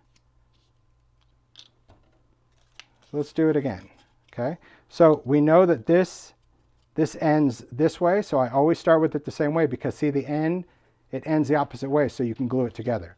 So I start there, and if I grab it with my fingers, I'm always just pinching with my thumbs and pushing down with my index finger. But you do you. Really, if you like flipping and flopping and doing all that, you go for it. This is just how I do a rosette. Okay, there we go. And different papers are going to be a little bit more forgiving, I'll say. Like, I'm kind of flying through this just because I know it's scrapbook paper. If you were doing this with an ideology backdrop, you'd have to spend a little bit more time. You might even have to get out a paper creaser because it's 100-pound paper. You know, it wants to do what it wants to do, and you have to show it who's boss. There's the next one, and we're going to do this. There we go.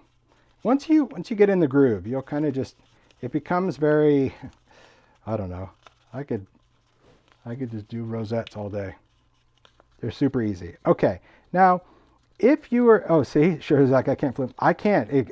I get so confused that I'll do like 2 peaks and 1 valley and one, like, I just can't. But this way, it's repetition with my fingers and it remembers. Okay, so here's our rosette. Now I will say, would have referenced that if you wanted a smaller rosette, when it was cut flat, that's when you would cut off the end. Okay, you would cut it off however short you want. And if you didn't want a scallop one, you could have a rosette with a straight edge. Doesn't really matter what is the outside edge. This is scallop, but you can make the rosette in reverse and you could have a straight outer edge. That's fine. But you would have cut the width of this, and then you just have to determine how many strips you need. I'm just making the biggest one from the package, so I'm using 3. But really, shorter rosettes, you would just use more paper or less paper, and you would just have to decide, because more paper just means it's going to be fluffier. Less paper, it's just going to be a more stretched out rosette. And you can cut some of the paper midway vertical. You don't have to, it doesn't have to be divisible by a full strip, okay?